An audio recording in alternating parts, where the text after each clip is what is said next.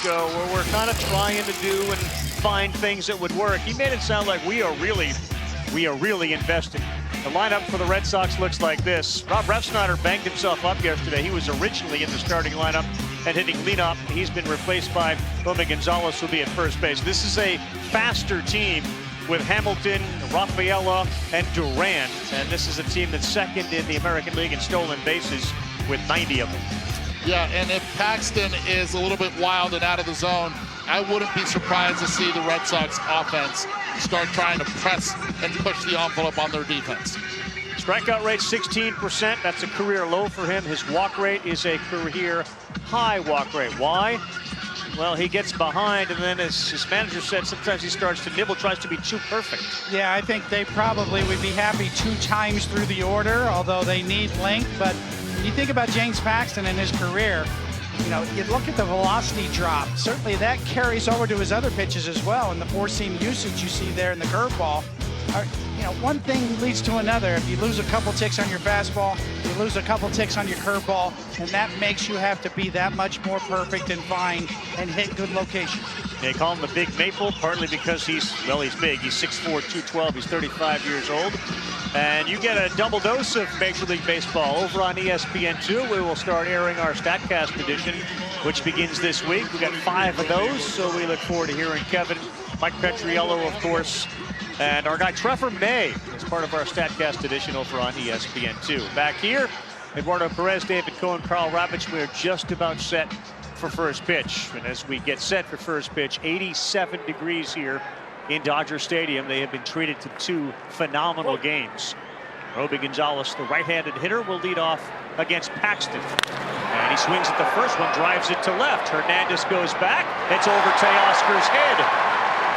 Romy jumped on that first pitch from James Paxton, and the Red Sox, who are amongst the top teams in hitting doubles, don't rely on the green monster to have their leadoff man at second base. And right on script with what Alex Cora told us, and he said we have to be aggressive early.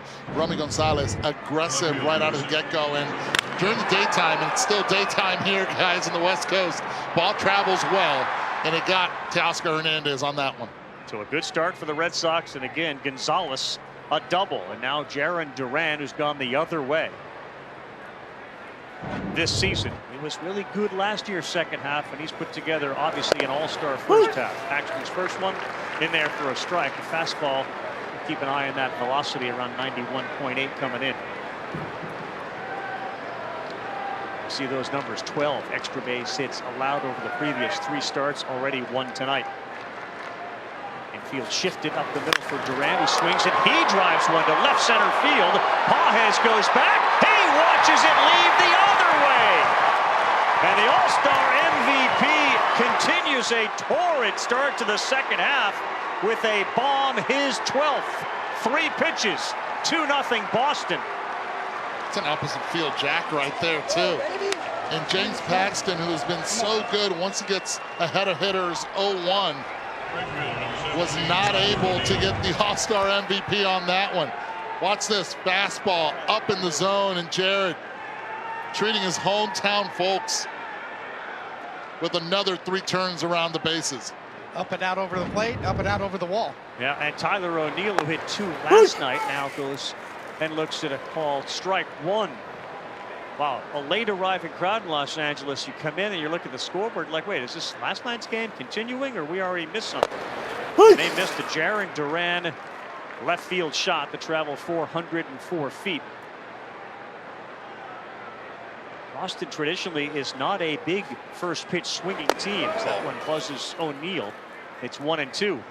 And the one thing that the Red Sox have struggled on during this series is with that leadoff hitter getting on. Got it on 10 times. Red Sox were 1 for 25 before that home run. Nope. And Duran's confidence just continues to grow. Oh my gosh, right? Now, what does an American League MVP award in an All-Star game do for your confidence? Just tremendous. Look at him. I mean, his body language says it all. His confidence at the plate.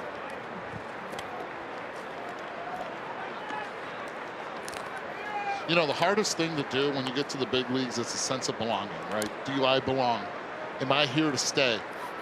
Jarren Duran got confirmation in Texas that he is here to stay and for a long time.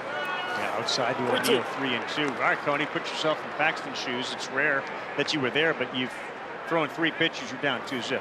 No, you're shell shocked a little bit. Now you got a 3-2 count. You're looking for the first out. Sky high, and I mean sky high. And there is 1 down on Tyler O'Neill's hang time pop out to the shortstop, Miggy Rojas. How about this? The leg kick, put that foot down, barrel it, 104.4 miles per hour off the bat to 24-degree launch angle. That creates home runs in 26 out of the 30 ballparks in Major League Baseball.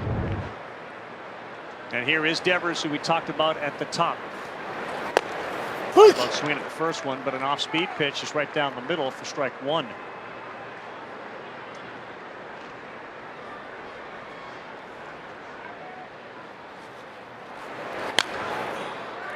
I think that's a fair question and a good point on a guy who, like I said, last year, second half, this year, obviously, through the course of the entire year, has certainly stamped his name amongst the best in baseball. Leadoff hitter, phenomenal speed, and a great outfield position player as Devers swings and misses. Well, I think what's interesting, Coney, is the fact that James Duran, when he got to the big leagues, and you see those numbers right there with the 50 extra bases and the 20 stolen bases, was that every single, that's how he would get his doubles. Now he's actually creating damage with lift and with exit velocity, finding barrel and executing in a really good way. First pitch strike there to Connor Wong. Yeah, those names, Speaker, Betts, in Red Sox history amongst the best. The first player, Duran, 25 doubles, 10 triples, 10 homers in the first half of the season since the first All-Star game in 1933. The speed and power, what a combination, deadly. And that situation kind of tells the story. Man on second, nobody out. He's not trying to pull it to get him over. He says, I'm going to go oppo and drive it on out of here. 0-2 to Wong, way inside. Very similar to how O'Neill's at-bat went. By the way, the last Red Sox player with 25 doubles, 10 triples, 10 homers for an entire season was Nomar Garciaparra. That was back in 2003. How would he do with the clock these days? Oh, a lot less glove adjusting, wrist pad adjusting. Got it. Armpit caught it. Yeah, a lot of that. Devers strikes out. Thunder early from Jarren Duran after a Gonzalez double. And Wong hit 3-0-4 with 8 homers. Here's the pitch from Paxton. Another one too far inside. 3-2. Find towards the end of your career when you got ahead, that Berry pitch went away. Exactly. It's hard to put hitters away. You find yourself pitching backwards a lot, meaning a lot of breaking stuff and off-speed stuff early in the count, and then try to paint a heater late.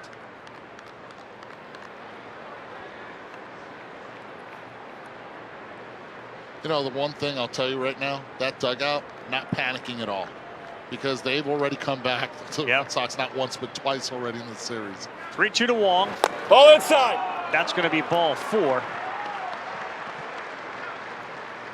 And there is an 0-2 count, and then he lost him with a walk, and that's exactly what Dave Roberts talked about pregame, is this desire, and it's almost born out of necessity, to be perfect, to be almost fearful that I'm sure giving up a homer to the second guy of the game will only increase those anxieties. Yeah, spot on, Carl. You can see he tried to thread the needle there on the inside corner.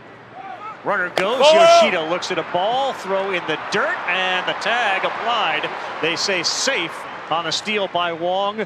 If they don't look at it and overturn it, it'll be his 5th stolen base of the season. It's Austin Barnes behind the plate for the Dodgers tonight, not Will Smith. Well, that's closer than what I thought right there.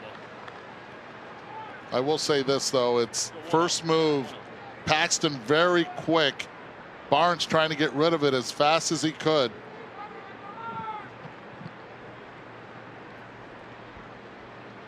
Second fastest catcher in Major League Baseball behind JT Realmuto. Curveball at 79 certainly appeared to get a whole bunch of K-zone. But the count goes to 2-0, and it's a big-time favor for the Red Sox hitter. Fastest catchers by Statcast sprint speed. That's presented by Google Cloud, the Statcast, and he is right there at the top. Real Muto, of course, one of the best. Smith's a really good athlete, but he's getting the day off tonight. So Connor Wong has been very special for Boston this year.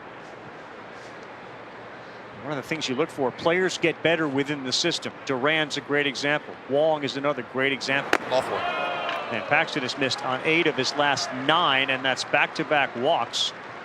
How long until Mark Pryor and Dave Roberts get a little worried about what's going on here this early? The last 2 days, the Dodgers need length out of Paxton today. He's at 24 pitches, not out of the first inning. When he gets behind, it is not good for James Paxton and the Dodgers. The 0-1 batting average, 199. The 1-0, 342. That's important. He gets that one. That's way above what looked like K-zone for a strike called. And Boston Red Sox bench did not like it at all. Yelling, do not help him out. This is Jamie Westbrook. He's your second baseman tonight with 2 men on. And that ball is driven to left center field. Baez is going over, and just on the track, he will make the catch. Paxton, the big maple, reeling a little bit as he watched a few leaves fall off after this shot from Duran to left. And a pitch up and out. Jared Duran picking up exactly where he left off in Texas. Still fewer than 100 games with the Dodgers. In 96 of them, he's got 58 extra base hits. The guy's a run-scoring machine. He's got 77 of those, 23 stolen bases, and just a number of other categories in which he leads the team. He's followed by Teoscar Hernandez and then Freddie Freeman. And then it gets a little bit light, obviously, for the Dodgers, given the injury to Mookie. It shortens the lineup, and that's good news for Cutter Crawford, given the way he's sliced and diced every team he's faced. His last 3, he's 3-0 with an ERA of 0.45. Just a 6% walk rate there, well above league average. So Crawford with a 2-0 lead. Ohtani, big swing at a 91-mile-an-hour fastball. What makes a guy that doesn't throw 99 so effective? The combination of his fastball, four-seamer, and cutter really play off of each other so well. And they both have excellent movement. The four-seamer rides, and the cutter has a little bit of side-to-side and a little bit of vertical movement as well. So they come out of the exact same tunnel, too. How about the rare usage of the knuckle curve out of the gate, which he throws about 6%. That pitch came in at 80 miles an hour. Don't be surprised to see up and in right now. Anywhere up was enough to get Ohtani, and Crawford starts off the game with a strikeout. That's been Shohei Ohtani's Achilles heel, up, especially in. Cutter Crawford, Tony just alluded to it, right? You get the fastball up that has that deception and does not come down like your eyes are accustomed to. And as a hitter, you can't help but just swing and swing through it. Teoscar Hernandez, first pitch. That's down and out, 1-0. He, of course, won the home run derby. Had a couple of hits yesterday. He's got a current 7-game hit streak. And he was the first Dodger to leave an All-Star game with a derby title. Carl, you mentioned in the pregame show about the arm action of Cutter Crawford. Really short. Eduardo, what kind of impact does that have on the hitter? It hides everything. You cannot see that release point, and at the last minute it jumps on you. And that's the biggest thing. I used to be one of the guys that like to track the arm the entire way. Sometimes even when it goes behind their back, you just cannot see it coming out of his ear. Really good pitch there, down and away, and Hernandez on a sweeper finds himself 1-2. Just think about if you're in a batting cage and it's an iron mic coming at you, but you don't know when it's coming. It's the same principle. That's a pitch right there. Teoscar wants back, though. Yeah. That's a mistake by Cutter Crawford. He knows he got away with it. What'd you tell me? There's like one where you see the batter shaking his head, and as a pitcher, like, I got him now. Yes, well, there's 2 ways to look at it. You know, did I get away with one? Well, that was the one that he missed. Oof. Now I got him. Yeah. That was a derby home run pitch. Right back up the middle, through his legs. Jamie Westbrook is there, and he is out. Somehow he avoided that, and the second baseman was there to make an easy play. Seriously, Coney, when a ball's coming at you like that, what's going through your head? Do I have a cup on? That's what I'm thinking.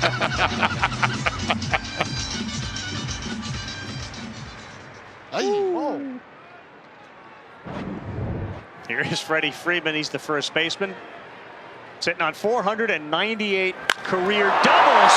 Right field, Freeman watching it go, and it is gone. Freddie Freeman, the Friday night Grand Slam game winner, puts the Dodgers on the board with his 16th home run of the year. A no doubt about it shot to right. You know, the one thing about Freddie Freeman is he's a notorious middle down hitter. Anything up, that's where you have to try to attack him, but you have to be able to set him up with it. Down low, Freddie does not miss consistently. On the down low, yes. Right there, money. That guy wakes up in the morning ready to swing at a He first sure pitch. does. And there was some talk early this year. Everything okay with Freddie? Struggling a little bit. All those numbers are now starting to get right where they always are. You know, I was going to ask you, after that hard hit ball back up the middle, like, does that kind of plant a seed in a pitcher? Because the next one was hammered to right. It's possible. Well, just the idea, like, oh my gosh, I got away with one that Teoscar missed, and then that next one he really hit hard, and then the next one is drilled. Yeah, I mean, Cutter Crawford threw a four-seam fastball. He's known for riding action up in the zone. Right. He got that one down and in. I will say this, guys. I think that's the last time Freddie Freeman in an important situation at bat will get anything good to hit. Because when you have Andy Pages hitting behind him, you can't let Freddie Freeman beat you. Now, 2-0, yes, you go after him. But in an important at bat later on through this game, this is a guy that's going to have to beat me. You know, Pages will not chase there to count even up at 2-2. For Freddie, he's got a good relationship when it comes to hitting the Red Sox. It's now been 26 straight games that he has reached base at least once. That goes back to 2016. Pages, right field, that's fair, and it's down. He will step on first, charge to second. O'Neill will pick it up on an extra base hit for Andy Pages.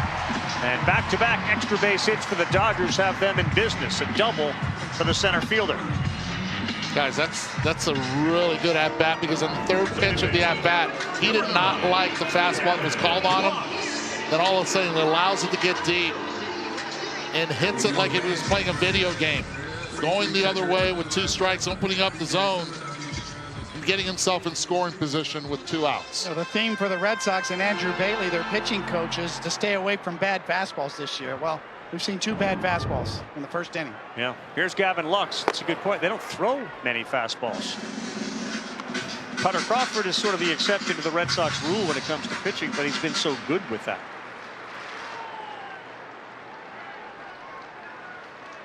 It's a tying run at second. We're in the bottom of the first. Gavin Lux, 1-0. Swing and a miss, and a good cutter inside.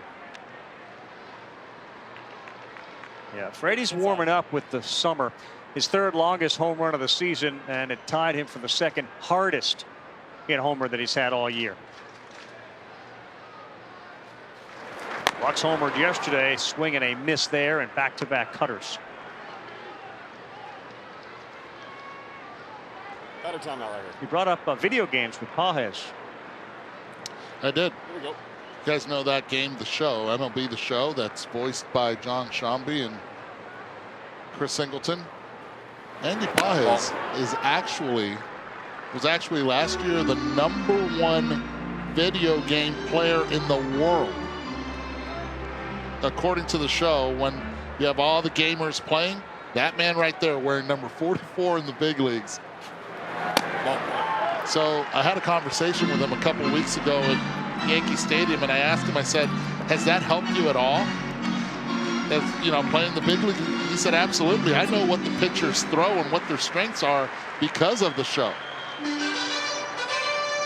His gamer name is Dude's a Dude. Dude's a Dude.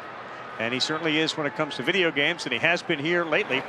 As Lux goes the other way, and it's past Devers. That's going to tie this game up. Lux digging for second. Here's the throw. He's in there. 3 consecutive extra base hits. Gavin Lux the other way. The Dodgers doing it by going the other way, have tied it up at 2. How about the approach? The approach of being able to again go with 2 strikes. We saw Pages hit his double with 2 strikes the other way. This time, Gavin Lux allows it to get deep and bypasses Devers down the line and trades places with Pages to tie this ball game. A really good start for the Dodgers, given Crawford's success the last couple of games, as the first pitch is fouled down the right field line off the bat of Miguel Rojas. Again, for Cutter Crawford, last 3 games, 3-0, 0-45. Other than a Jake Berger homer, that was the only long ball he had allowed. Now Freeman takes him out. Breaking pitch does get a piece of the corner up.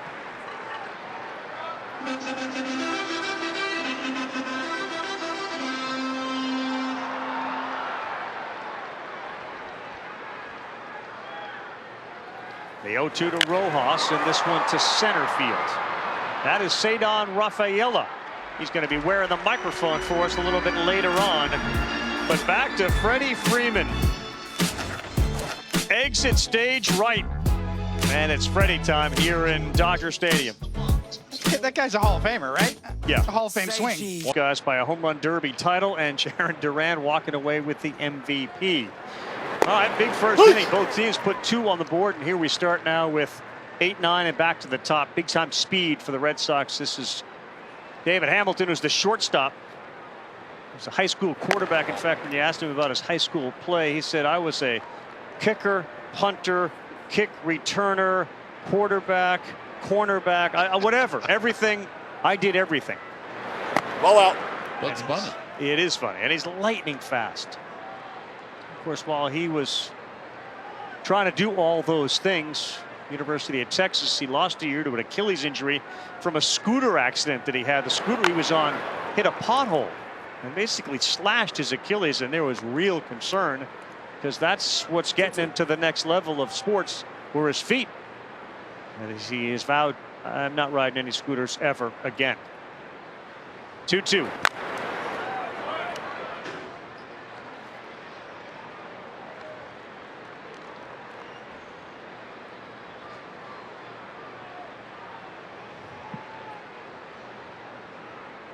Missed his junior year with the Achilles. Then, of course, came COVID. It's been a whole bunch of challenges for him. But now that he's arrived, he's doing that. And that's going to be a challenge now for the Dodgers. Hamilton right back up the middle.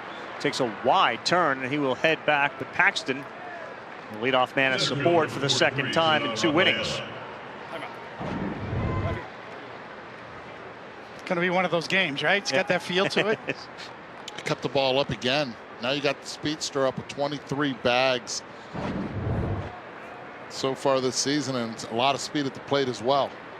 Cedar Rafaela, the center fielder, will keep an eye on Hamilton. Not a big lead, not going, and this one is popped up to right field. Hayward coming towards the line. He'll have room in fair territory, and he makes the play, and on 1 pitch, Rafaela is retired. Looking forward to talking with Cedar Rafaela, who was going to be the shortstop tonight, but again, that injury moved Rafaela to center field, put Hamilton at short. You can ask him a question using the hashtag AskSNB. Another one of those kids from Curacao who was at Williamsport at the Little League World Series. Now Gonzalez already a double. They haven't picked off. Tough throw. What a catch by Freeman, but his throw wasn't in time, and he bailed out Paxton by making a NHL goaltender type save. Otherwise, that was going to send Hamilton to third base. What a play by Freeman to catch it. That's unbelievable right there, what Freddie did, the athleticism. Only reason Hamilton's at second base is because of the elite speed. Was going first move. As soon as he's gone, he doesn't hesitate, but Freddie with the athleticism, 360. He's going to third, guys, and that is a stolen base. Back-to-back steals for the speedster Hamilton, who's now at third. And he picks up stolen base 24 and 25. I love that. Go on the first pitch. Don't waste time. Get to third as soon as you can. He's gone. Guys, this does so much now. It forces the Dodgers to play the infield in with 1 out. Romy Gonzalez, let's see if he gets a breaking pitch, first pitch. That's foul. The second pitch, excuse me. Well, they become the go-go Red Sox again with the now 3 steals tonight. 93 on the season. And the infield in for this pitch. And that one misses from Paxton. 3 knuckle curveballs in a row. Trying to get that grounder. We'll see a play at the plate with the speed at third base and 1 out. Contact play will definitely be on. Kike Hernandez is at third base. Rojas is at shortstop on the left side of that infield with Lux at second. And of course Freeman at first. And Hamilton right there, as soon as contact was made, he was showing that he was going to go. So as an infielder, if the ball's not hit directly at you, you have to go to first. It's too much of speed with Hamilton at third base. Take more than 1 step. 3-2. You'd be forcing the issue, especially if it's hit to the opposite side. 27 steals in 85 games, second most with the first 85 career games in Boston history. Ellsbury, the other name on that list. And there's another foul ball.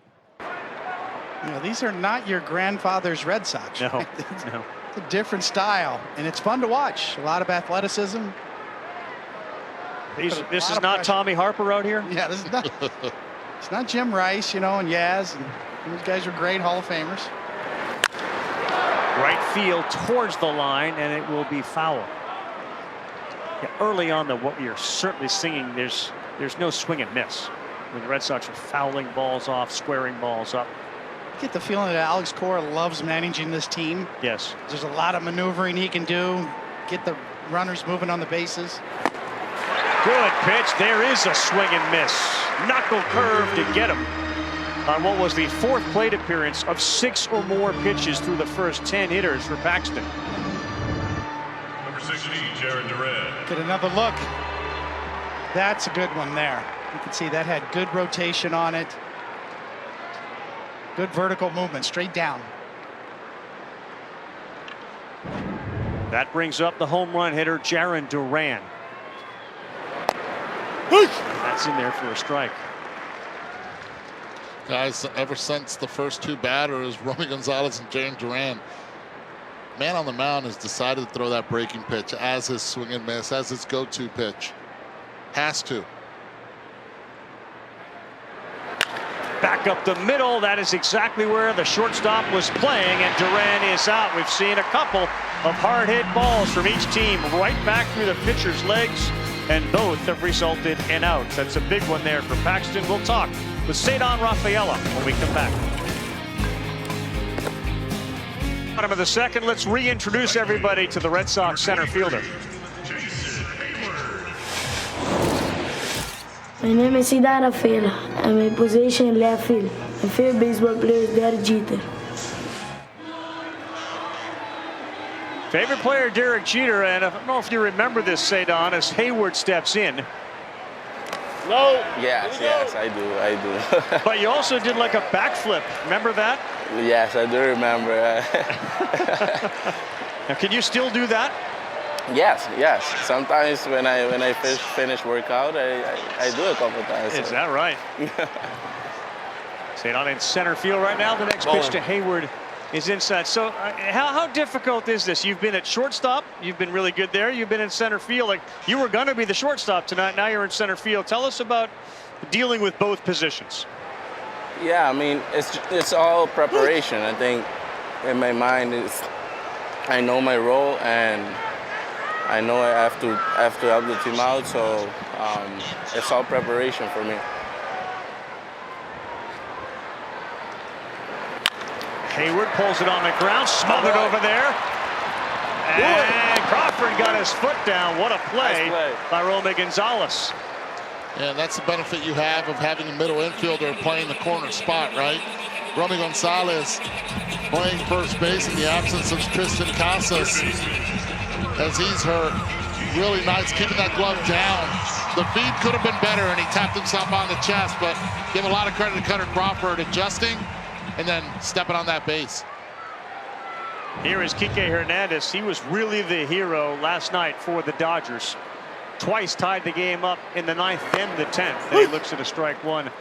Who did you say your favorite player was at that point in the league? Was it Jeter? Is that what you said? Yes, Derek Jeter. And yet, your middle name is what? Chipper, Nicasio, Maria. How did that happen? My mom, so Andrew Jones was with the Braves, so in Curacao back then, everybody watched Brave games. So okay. And Chipper Jones was one of my mom's favorite players, so that's why my middle name is Chipper. Oh, that's a good story. Yes. Kike, right field, O'Neill. Oh boy. You know, we've watched Jarren Duran seemingly sit down, get better and better, and you can see your development.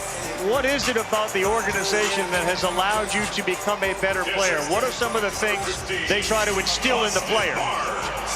Yeah, I think they trust us. I think they gave us the confidence we need, and they help us out a lot. So I think that's one thing I think this organization does the best. Austin Barnes swinging a miss. All right, Senna, we asked the fans at home to ask a question. Here is the question from a fan at home. Best Curaçaoan dish. What's the best food? What's your favorite Curaçaoan food? I think it's jambo. Jambo, it's like a soup. Make a play. It's like a soup that they made with like like fish, octopus, all kind of stuff. Do you feel like you satisfied the box? You checked the box. You were on for about 4 seconds.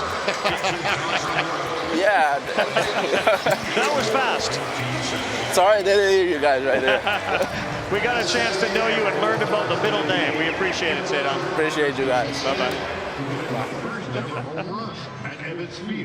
Welcome back, Yankees, part of our next 2 games on ESPN. Check us out Wednesday, Yankees-Mets Subway Series. That's Wednesday night, 7 Eastern time. And then they'll finish up a 3-game set against these Red Sox Sunday at Fenway Park. But the Yankees definitely look in that rearview mirror, and the objects are a little closer than they may appear, and that is Boston. Both games, 7 Eastern. ESPN2 will have a Statcast edition on Sunday. That'll be presented by Google Cloud. That's a great point, Carl. That's got to impact Boston's thinking, their front office. You would think. 1-1 to O'Neill, swing and a miss. It's not only them playing well, it's the top dogs coming back down to earth, too. Even Baltimore's played better since the break, but right before the break, they kind of came down to earth a bit, too. So that combination. I think you're right. I would agree. 1 and 2. And that one is high. Well, I mean, look around the American League. What Houston has done now, they caught Seattle. You know, the American League Central. Minnesota's been up and down. Kansas City certainly very much right there. Cleveland's been the best. And I don't know. That's a called strike 3. Why it feels like people aren't buying the Guardians when they've been as good as any team in the league all year. The Guardians are an interesting team, right? They can hit for power. They can run the bases really well. They can defend. And when you have Jose Ramirez on your team, anything can happen. One of the most underrated players, I think, in baseball. And maybe the best bullpen in baseball with that team. Right. Certainly an organization that develops pitching as well as anybody in the game. Well, the knuckle curve called strike 3 to O'Neill. That is the 3rd punch out for Paxton. And Devers a swinging bunt that rolls foul. Devers has had good success. There's not a lot of big time sample size, but he's 7 for 18 in his career against Paxton, who is in his 11th season of baseball. He, of course, pitched with Seattle, Yankees, the Red Sox, and now the Dodgers. Throws one in there, and that breaking pitch is getting over for a strike. Last 2 innings, that's Paxton throwing his curveball 14 times. 1 and 2 to Devers, and a grounder towards the hole. That's off the glove of Kike Hernandez, and likely be an infield hit for Rafael Devers. Yeah, Kike a little upset at himself. He knows that he catches that ball cleanly. Could do a 360 and get Devers out. Watch the angle that he takes. First step is jab step to his right, and that right there cost him. wasn't able to get the glove down in time. Official scorer says no hit, error 5. Connor Long. That's an error. That's what they said. That's a tough error right there. That is a very difficult error. That's wow. Didn't they see what he did for them yesterday and the 10 years of service? Where's the leniency? Even with 1 day of service, that's a tough error.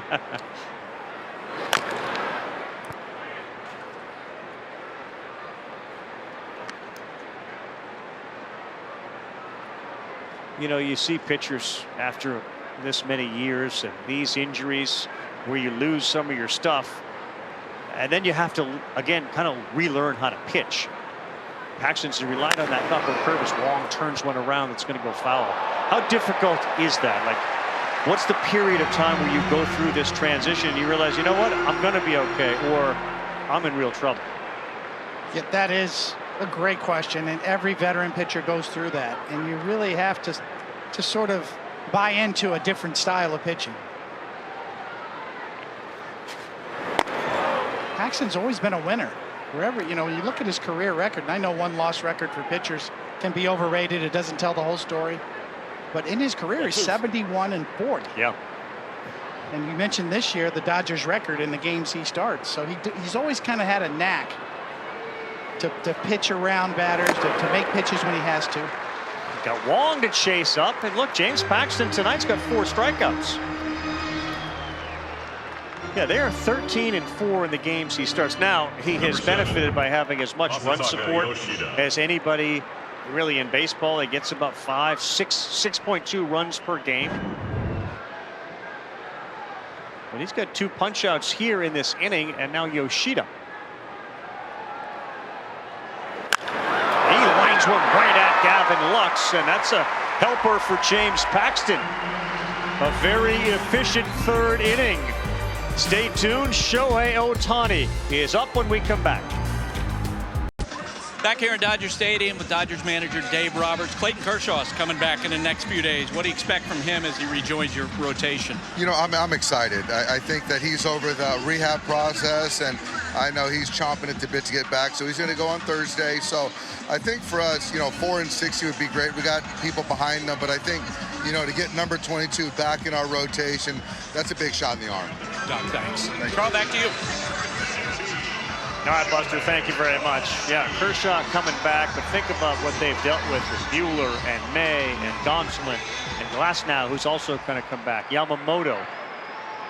Those are just the pitchers. As Ohtani, who's taken over the leadoff spot, steps in his 2nd plate appearance of the game.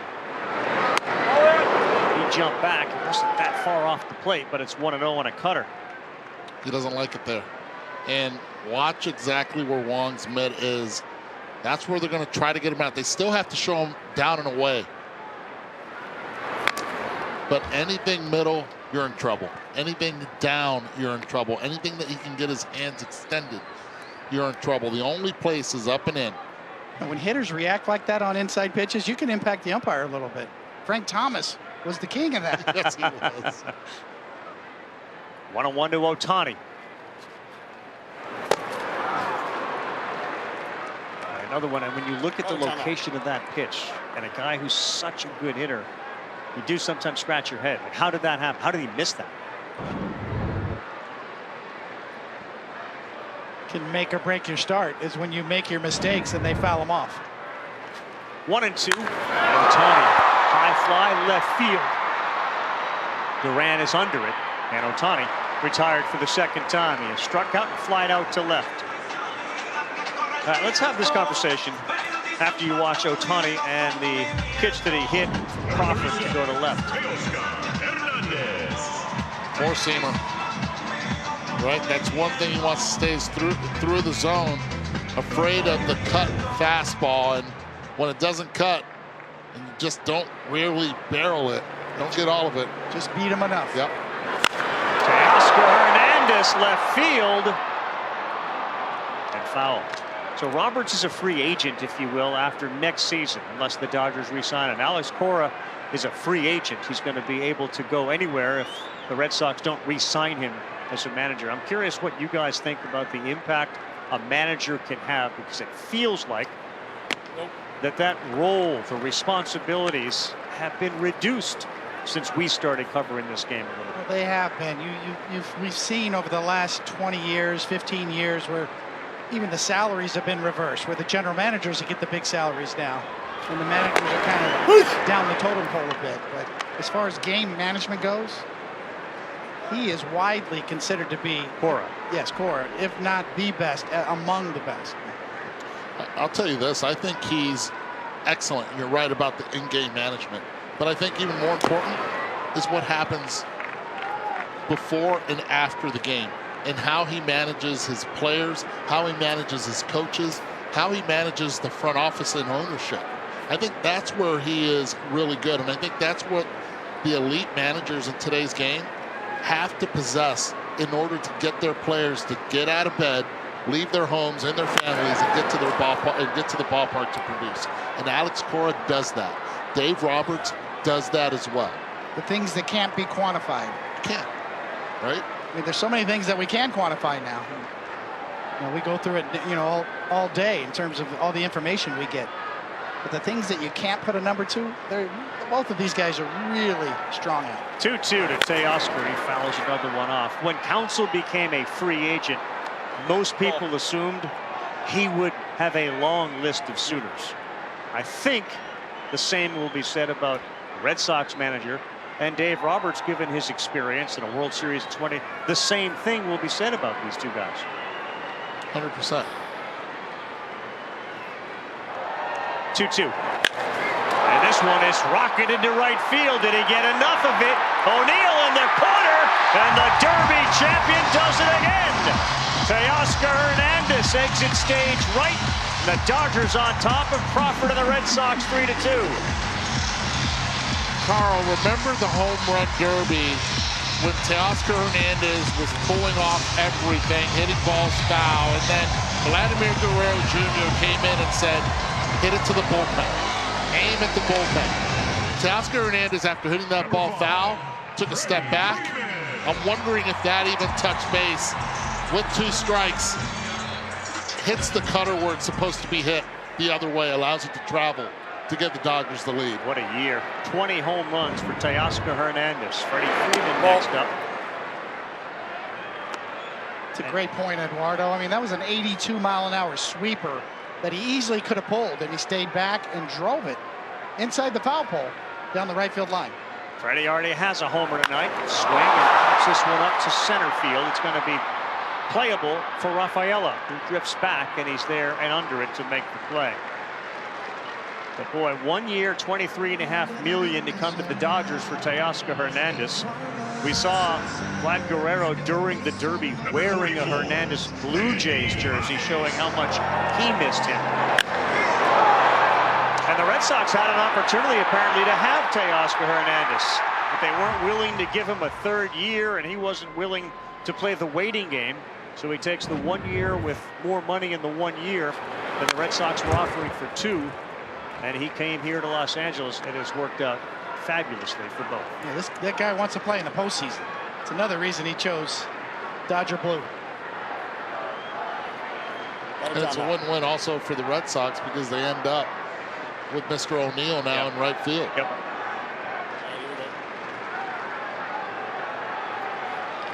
Those are always, that's where Buster is so good. Jeff Passett and the reporters. The stories behind the stories, like, you know, it's like it's not the pitch that caused the homer, it's the lead up to the homer. In this case, you hear about he's here with the Dodgers, but you don't get always the other side of that story, where he nearly ended up.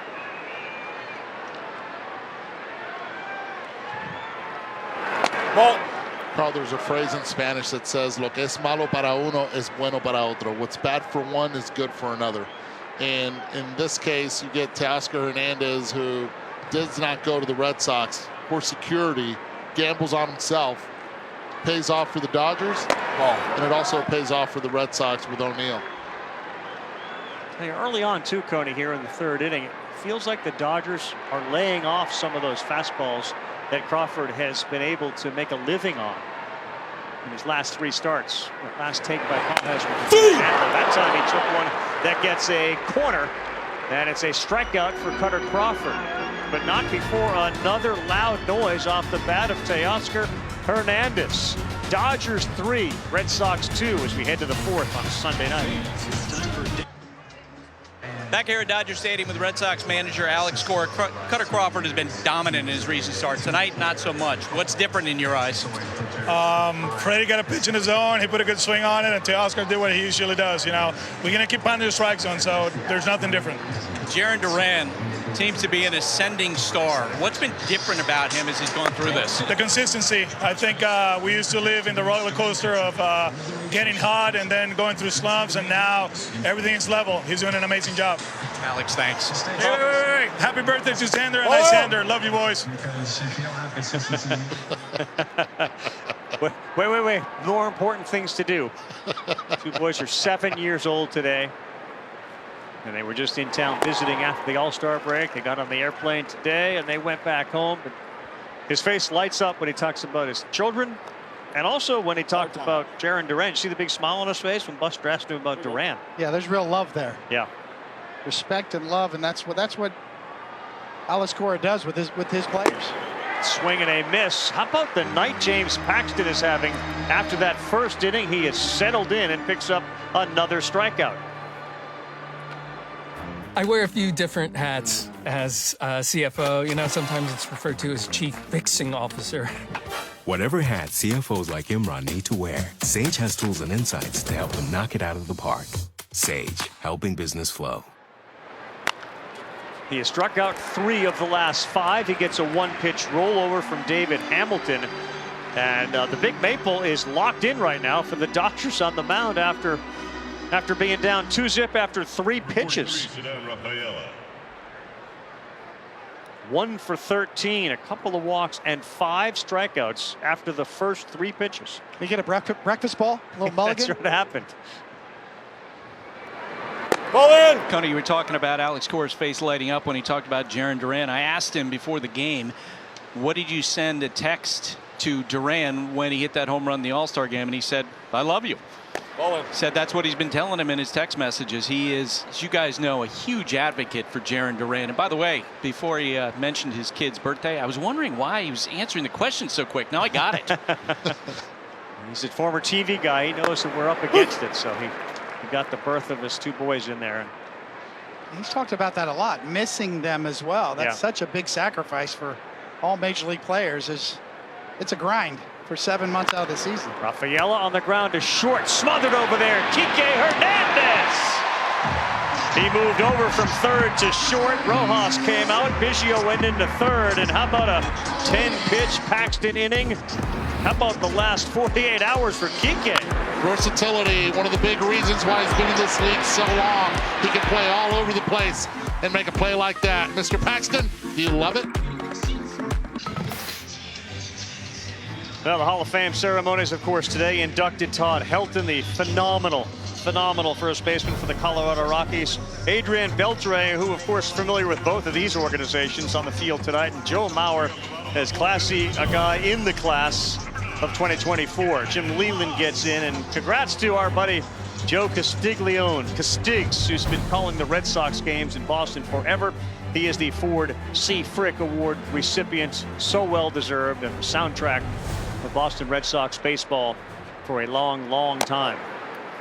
What a day, what an honor for all the gentlemen who get into the Hall of Fame. It's a great day, great environment there. 1-0 to Lux, and he drives one to left field. This one is deep. Duran is back, he's leaping, and he cannot get it. Gavin Lux the other way. Dodgers another homer, and they increase their lead. It's now 4-2. But the opposite field approach from the Dodgers against Crawford has yielded big-time results. Yeah, big time. They've slugged really well. 2 doubles already and 2 home runs to the opposite field. Pitch down and away, and give him a lot of credit. That right there is the Gavin Lux that we saw before he got hurt. Starting to get his timing and confidence as well. Second straight day with a home run for Lux. Kevin Biggio for the first time with Rojas out of the game. Swings at the first one, and it is sky high. Coming in for some help for the catcher is Devers, and the third baseman makes the play in what would have been fair territory. Thank you. You're Connor Wong right there. Connor Wong. How about Romy Gonzalez as well? He's like, I wanted no part of that. Thank you, Robbie. Well, that guy right there, Gavin Lux, a double and a homer. Had a homer yesterday. And in the absence of Betts, you know, and Muncy and Hayward, who just came back, you need these other guys to step up, and it appears Gavin Lux has found a pretty good groove right now. Hayward, they're swinging at the first pitch against Crawford, and he fouled it out of play. And the ball is jumping here today. It is. It's a warm day in LA. And oh, man. She brought the glove. Scorekeeper's got to give her an error, right? Tough play, Eddie. Tough play. Tough play. Kike Hernandez got an error. Okay, he's a big leaguer. Kind of ran on you. Seeing that approach, and if you're Crawford and the Red Sox and Andrew Bailey, the pitching coach, 9 first pitch swings for the Dodgers. Well, how do you adjust to that? yeah, I mean, a couple of home runs off of fastballs right there. So Oh, man. to me, that's, you know, it's time to break out some moving pitches. Your Okay. cutter, both sides of the plate. That's his best pitch. 2-1 to Hayward, who was the first man to greet Freeman after his homer. Guys, 2 balls, 2 strikes. We were Lester? just talking about people being honored at the Hall of Fame, and I want to mention Jerry Fraley, who is the writer honored this weekend with the Spink Award. Longtime writer for the Dallas Morning News, you know, passed away in recent years. You talk about the word irreverent and funny. Wow, Jerry Fraley was awesome. Yeah, Frales was great. Such a big weekend. We covered all those players too, and of course Leland with his managerial accomplishments through that long Baseball Tonight career. And Joe Mauer was so consistent. Helton, that was the reason we watched Colorado Rocky baseball for so long. How great he was. And Hayward underneath this one, popped up. The whole group of Red Sox are over there. Gonzalez, the first baseman, is there to make the play. And Adrian Beltre, you know, when he got to Boston and he did that back knee on the ground swing, people who had seen him play, seen him for years, he kind of became famously known for nobody touching his head. Where Ortiz came out tonight and, of course, rubbed his head during the ceremony, which he reacted to. But man, what a clutch baseball player, and he was as good a fielder as he was a hitter. I loved watching Adrian Beltre play third base. 100%. I was impressed, and I was traded to Seattle in 2006 and was honored to play alongside Adrian, and just watching his craft at third made it look so easy. So easy, to his left, to his right, coming in. Took a lot of pride on his defense. Yeah, and you know, you think about these, we talk a lot about multi-sport athletes. There's Beltre, there's that drop knee when he was with the Red Sox, with the Dodgers from '98 to '04, and Boston for that year in 2010. But Mauer was a phenomenal athlete in Minnesota, and Helton, of course, was such a good quarterback. A Tennessee Volunteer superstar. And a great leader in that clubhouse in Colorado. Highly respected. Got it. Larry Walker, Todd Helton. Ubaldo Jimenez keeps coming to my head, given the success that not a lot of Rocky pitchers had success. I just remember Ubaldo was frequently seen on Baseball Tonight. Ubaldo had the opposite arm action of Cutter Crawford. That's right. Kike out in front of this one, popped up. Is there room for Devers? There is. Hernandez goes quietly, but the inning didn't go quietly. Another opposite field tater shot. This time, Gavin Lux gets into it. Oh, catch it. 3 bombs for the Dodgers tonight. Houston ready, and he goes with a changeup away, and swing and a miss. As Romy Gonzalez, leadoff man, leads off the 5th inning for Boston, trailing 4-2 to the Dodgers. Gonzalez doubled early in this game. That's when Paxton had his troubles. In 3 pitches, he gave up a double and a homer. And since then, it's a new James Paxton, or the old James Paxton, who's having success. What James Paxton is doing is pitching off of his off-speed stuff. We saw the changeup there, but it's been the curveball, and then he elevates the fastball to get the swing and miss. The fastball is not designed to be thrown down in the zone. Has to be thrown up. Like that? Right there. And the reason why the right-handed hitter chases that is because you're already looking up to try to hit the number 2, the curveball. The thing is, late, a lot of lefties do not throw the curveball for strikes. They throw it as a chase pitch. And that is where you get yourself into trouble. Yeah, it's bread and butter. 4-seam fastballs and knuckle curves can play off of each other very well. Strike 1 to Duran.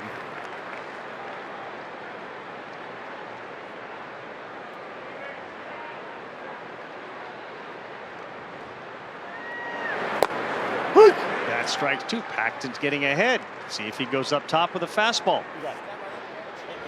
Over 70% strikes. Strike rate percentage for Paxton with that curveball. Landing it is a key.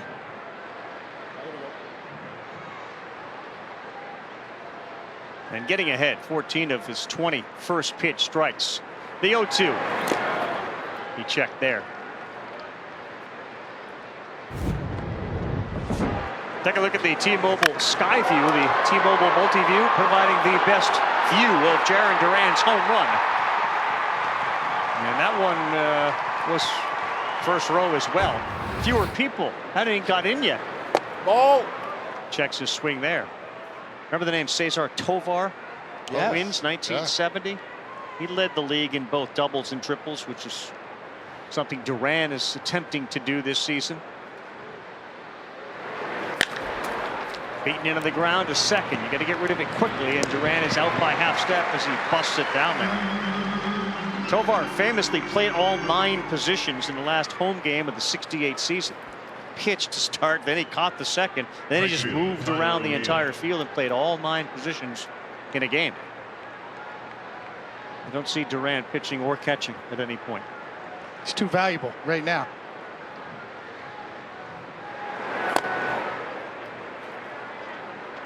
Keeps O'Neill off the plate. The first 10 plate appearances, 4 with 6 or more pitches. He has not thrown 6 or more to the last 10 hitters.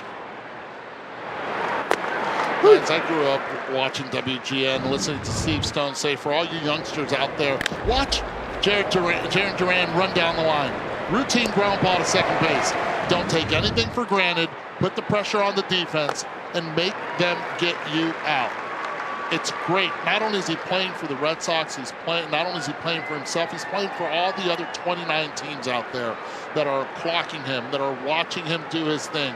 Do not take anything for granted. That's a great point.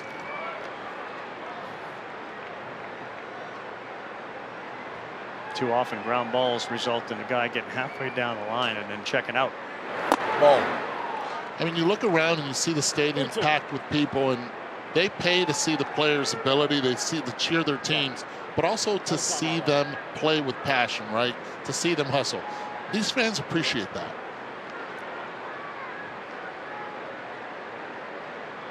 Two down, 3-2. Full count on the way to Tyler O'Neill, and he fouls another one off. I played with a Hall of Famer, George Brett, Kansas City Royals, third baseman. And he used to say, I hope that the last at-bat of my career is a ground ball to second so I can bust it as hard as I can down to first base to sort of send a message in how he played the game. And that is the way he played. You mean there was some intensity to Brett? Just is that what you're suggesting? Just a little bit. It's Don Zimmer, the late Don Zimmer, the same thing. Coached us in Tampa Bay. And he, you know, during spring training would tell us, he goes, it does not take an extraordinary skill set to run hard. It does not. 8th pitch of the at-bat coming here. Paxton throws inside to Tyler O'Neill. Buster is now currently on assignment, but I can ask both you guys this. So there is a real thing with this Red Sox offense against left-handed pitching. So they're in the market for, among other things, a right-handed hitter. But their OPS against lefties coming in was like 708, and then against righties it was much higher. And that's something they have to address. Why is that? Why is it such a struggle? Let's go check. Sometimes it just comes down to matchup. Sometimes it comes down to the depth of your roster. I think it's the depth of the roster. It's a lot of lefties that can slug. The from Duran, the left side. the Devers of the world. Yeah. It's only Tyler O'Neill from the right side that you can count on offensively to be able to create some damage. Yeah, Tristan Casas, you look around. Duran, as you mentioned, Devers, but also Yoshida as well. Just very top-heavy from the left side. Trevor Story went down. They were counting on him to be able to provide some of that thump. How about 95 miles an hour from Paxton right by Devers? Several 95-mile-an-hour fastballs in this inning. So a really good sign for Dave Roberts and the Dodgers. 1 for 7 men on tonight, 6 for 45 in the series. Devers swings and misses, and you can feel Paxton's confidence. 2 95-mile-an-hour heaters. That was dead middle.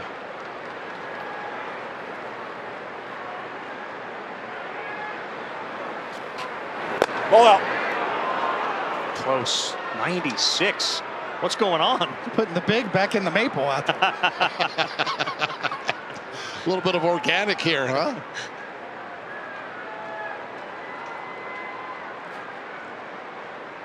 Well, the most important part for Paxton and the Dodgers this season is his ability to be available. His availability. And that's been a problem for Paxton in a year in which they've been so hurt on the mound. His presence has been huge for them. Devers is gone. 96. James Paxton has 7 strikeouts in 5 innings. Element of surprise right on by a fastball hitter.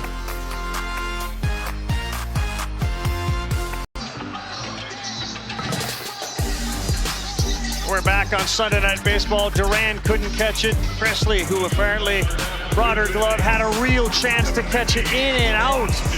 Maybe interfered. Maybe Duran interfered. In any event, anytime something like that happens, we send Buster out there on assignment. Buster. That's right. Presley, 13 years old. So tell me when the ball's hitting the air, the move you made for it. So when the ball was hitting the air, I saw it coming and I thought it was more further back, so I wasn't really ready, and I saw it when it came closer about him, my friend who was sitting here. So I kind of like got up, grabbed my mitt, and I was trying to like save her kind of. Yep. And so when I did that, I went to like I jumped. Here you go, Buster. Here you go, Presley. It's a home run for Austin Barnes. Incoming left field.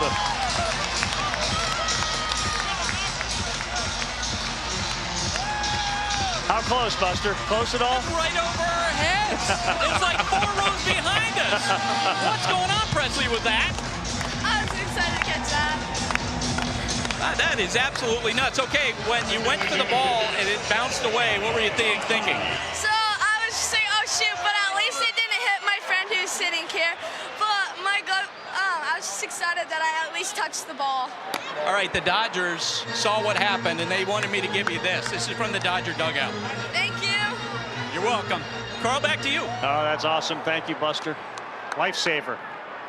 The Dodgers bring the lumber tonight to go with Big Maple. They got the lumber if they have blasted 4 home runs tonight.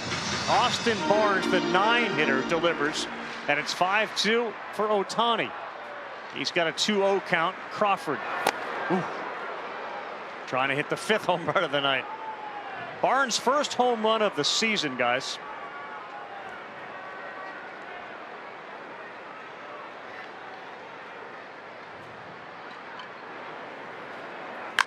Ohtani, right field, forget about it. A massive shot. Wow. 473 feet for Shohei Ohtani, the Dodgers' 5th home run of the night. That was a shot. He almost hit it out of here. I think that's the furthest ball I've seen hit in this stadium. I've seen Giancarlo Stanton go over everything in left field.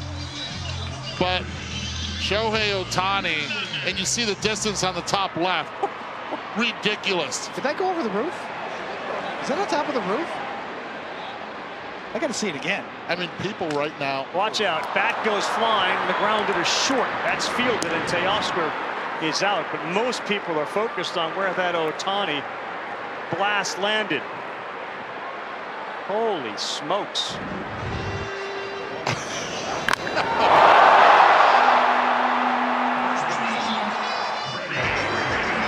You think he knew? Listen.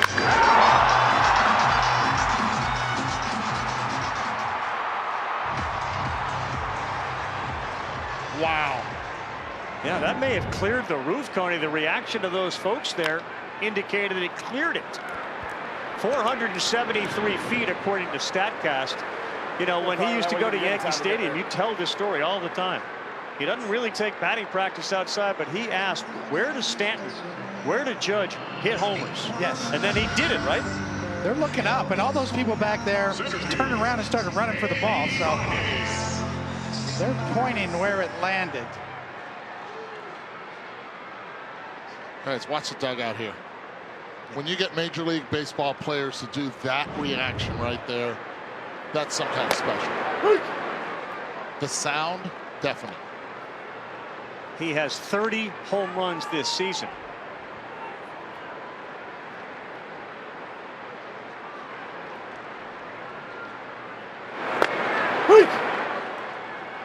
Clayton, do you have the headset on? Oh yeah, I've been here the whole time, guys. Oh, I'm sorry. Yeah, I wish we had known that. The home run derby broke out here. Yeah, it was a good inning for me. Have you seen a ball hit where he just hit that? No, I don't think so. That was amazing. Yeah, like you guys were saying, some of the righties can hit him out that way, but for a lefty to go up there, it's I'm speechless. I've never seen that before. Did you see where it landed? Yeah, I mean that's not even pulled. That's like right center. Like Did it go over the roof? Did it go over the tent? I think it went in between the stands and the roof. Okay. Like kind of that pink sign right there. Yeah. Hey, seriously, you've seen a lot of baseball here, man. So much baseball.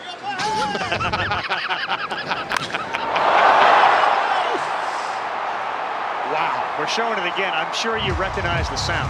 Yeah, I mean that. I've seen him hit balls that hard before, but good gracious, I've never seen a ball go that far before. That was seriously. I don't think I've ever seen that from a lefty. That's incredible. Well, now that you are joining us, how are you? I'm doing good. Yeah, I get to play in the real game soon, so excited about that. And yeah, it's been a fun game for us. I'm gonna have to come on the headset more often. I just got Barnesy his first homer of the year. No kidding. Yeah, we're gonna have to be back on here again soon, I think. Sure, Barnesy would agree with that. Yeah, he already told me we're good. keep wearing it. And that's a line out to third. I'm sorry. I wish I had known you were on earlier. You want to stay for one more half? Yeah, we'll stay. All right, yeah. I appreciate that. Yeah, I got you. Thank you very much. Clayton Kershaw will join us as we continue here on Sunday Night Baseball. Thought we had a home run derby a few nights ago. Austin Barnes.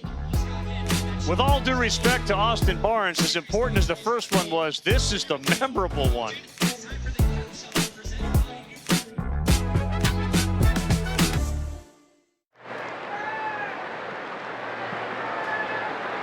Sixth inning, Paxton's first pitch. He gets ahead again.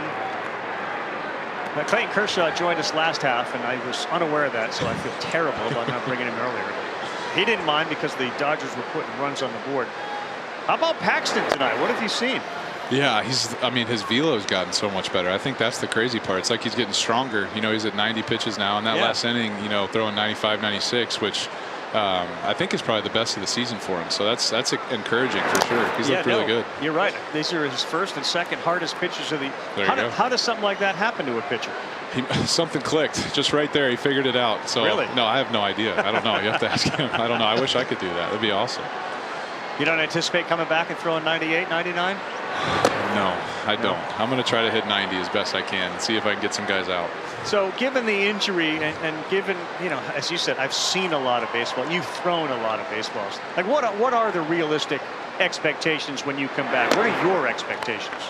Well, I mean, I expect to be good. Yeah, I mean, I feel good now health-wise, and last two rehab starts has felt good. Gotten to go, you know, 4 innings or so. So not fully built up yet, but shoulder-wise, health-wise, feel great. And at the end of the day, I think I can still get guys out, and I'm excited to give that a shot. It's hard to imagine you not getting guys out. What have you seen from your team, Clayton, given all the injuries? How impressive has it been to watch what they've been able to do?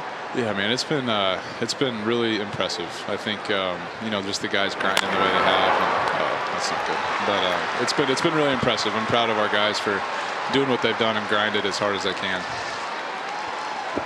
Are we going reverse psychology here? Like now we're talking to you, and now the Red Sox are hitting. No, I'm gonna have to. Maybe I'm giving up runs. I need to get off the mic now. Give them up all you want right now. I saw you. I believe you were on the field with one of your kids earlier today. How important is that time? It's been fun. Yeah, Charlie came to the field today. Yeah. And he's getting to that age. He's 7 now, and kind of like Charlie Freeman, Freddie's son. We've got a lot of kiddos on this team that Doc does an unbelievable job of letting us bring our kids around, and it's really special. Oh, that might have been it. That might have been the shower ball for Pax. So. Wait, show me your slider grip real quick. You got a legendary slider. Let's see it. Well, it's basically just, I throw my fastball like that with the horseshoe on this side, and so I just roll it up with the horseshoe on the other side, and it basically looks like just a fastball, but I try to get my middle finger pressure straight through the ball and throw it. Four-seam oriented, right? Yeah, that's all I've ever thrown. Wow. So. Well, you've done it as well as anybody. Thanks so much for being with us. We appreciate it. All right, thanks, guys. Be good. All right. What a blast by Shohei Ohtani, as memorable a home run as we've seen this year on Sunday Night Baseball. Presented by Capital One, brought to you by DirecTV. Now stream DirecTV satellite free. It's snuck underneath that overhang in right field. It's Wheeler Abreu bats first and third. Joe Kelly, the former Red Sox, is in. His first pitch, a curveball, misses. So 6-2. Dodgers hit five homers in this game, but the Red Sox in the 6th with a big chance now. Abreu batting with Yoshida at first and Wong at third. By the way, how about that camera shot? How clear was that? How great was that? Yeah, following that home run ball was incredible. One thing about this crew, it does not surprise me one bit. Like Clayton Kershaw, they've seen a lot of baseball.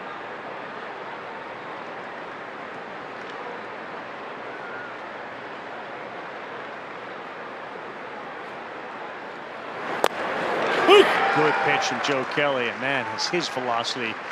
He showed up with the Cardinals about 11 years ago, and he has developed. His power fastball is a dominant pitch when it's right. With a lot of movement now.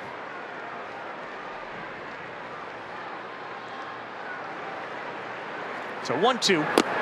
That's inside. People I'm sure asking, so who's actually hit the ball out of this ballpark? And Stanton did it. McGuire did it. Mike Piazza has done it. And Willie Stargell, Pops, did it twice. And that's it. And I think you're right. If you look at that overhang, it's kind of angled. If it had crawled over the part that was lower, it would have gotten out. Abreu foul ball and on a play. The scary part of the swing and the sound and the distance was how smooth he made it look. Yeah, if you go over that roof right there, that is just, you just never see it. Like the Love Shack, 10 roof, rusted. Almost. So that thing went over the Daiso sign, snuck right through that crease. Good job, Kelly. He picks up the strikeout. Abreu was fishing after the changeup, and there's one down.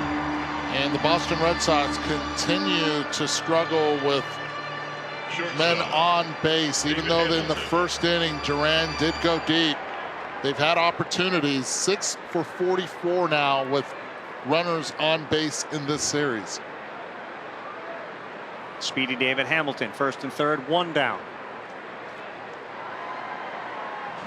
Kelly fired over to first. Hamilton's quite a story himself. He had taken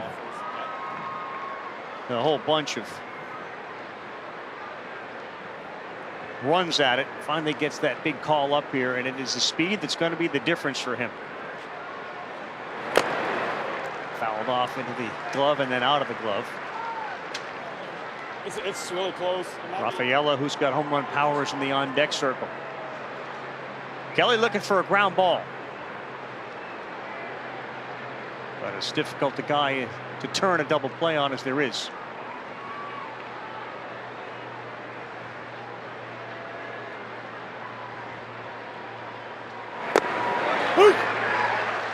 See that movement on that 98-mile-an-hour fastball from Joe Kelly.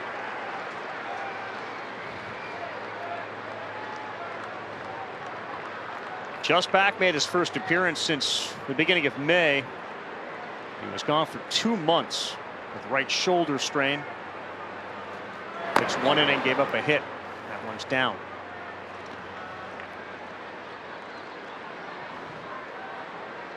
Long-time veteran, been in the bigs for over 13 years, and again broke in with the Cardinals, Red Sox, Chicago. 1-2, Joe Kelly, a changeup. Back-to-back strikeouts. Google Cloud AI knows that 102 mile per hour exit velocity with a 38-degree launch angle and the fact it's 95 degrees out means that ball's going to carry 6.6 feet further. This guy's on fire. Catch the game like never before with Google Cloud AI. 3 for 31, runners in scoring position this series is Boston. Here's Rafaela. First pitch on the ground in the hole. That's good for a hit. Cedar Rafaela, the number 9 hitter, delivers Connor Wong, and it's 6-3. Rafaela not afraid of going after that first pitch. Gets it. Breaking pitch. Doesn't hit it hard. Gets jammed. But finds that hole.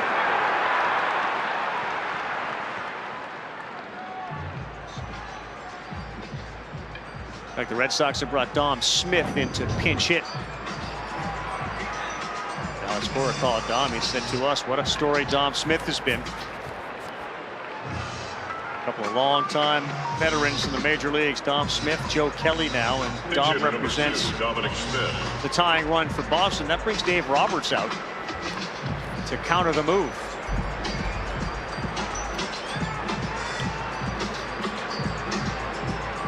Looks like Ryan Yarbrough, the lefty, ready to come in for Los Angeles. 6th inning. Kelly is gone. He strikes out 2, gets a pat on the backside. We'll see this matchup when we come back. And Bet, the official sports book of ESPN. New players can get their first bet on tonight's game. Insured up to $1,000 in bonus bets. Scan the QR code to download the ESPN Bet app and get started today. What a play.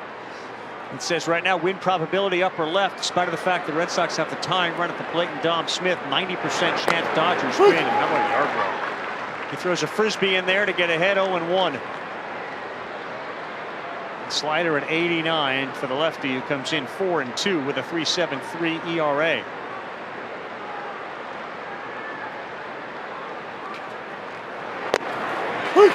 Now ahead 0-2. By the way, that first pitch, 68 mile per hour curveball. It's hard to throw a ball 68 like that for a strike. First pitch. Yes. Well, Kelly with the shadows. Kelly came in through 98 and got 2 strikeouts. Yarbrough is a strike away from getting out of this. And there was another one of those slow ones at 68. Just keep an eye on Dom Smith's hips, right? Because the first thing that fires is that hip. And all he's trying to do, and that's Yarbrough, is trying to get him to fire early to get him out in front. You have to guess right if you're Dom. 5 homers, 28 RBIs. It's another one way outside, and the dangerous Jarren Duran is on deck. So a huge, huge at-bat for Smith and Yarbrough.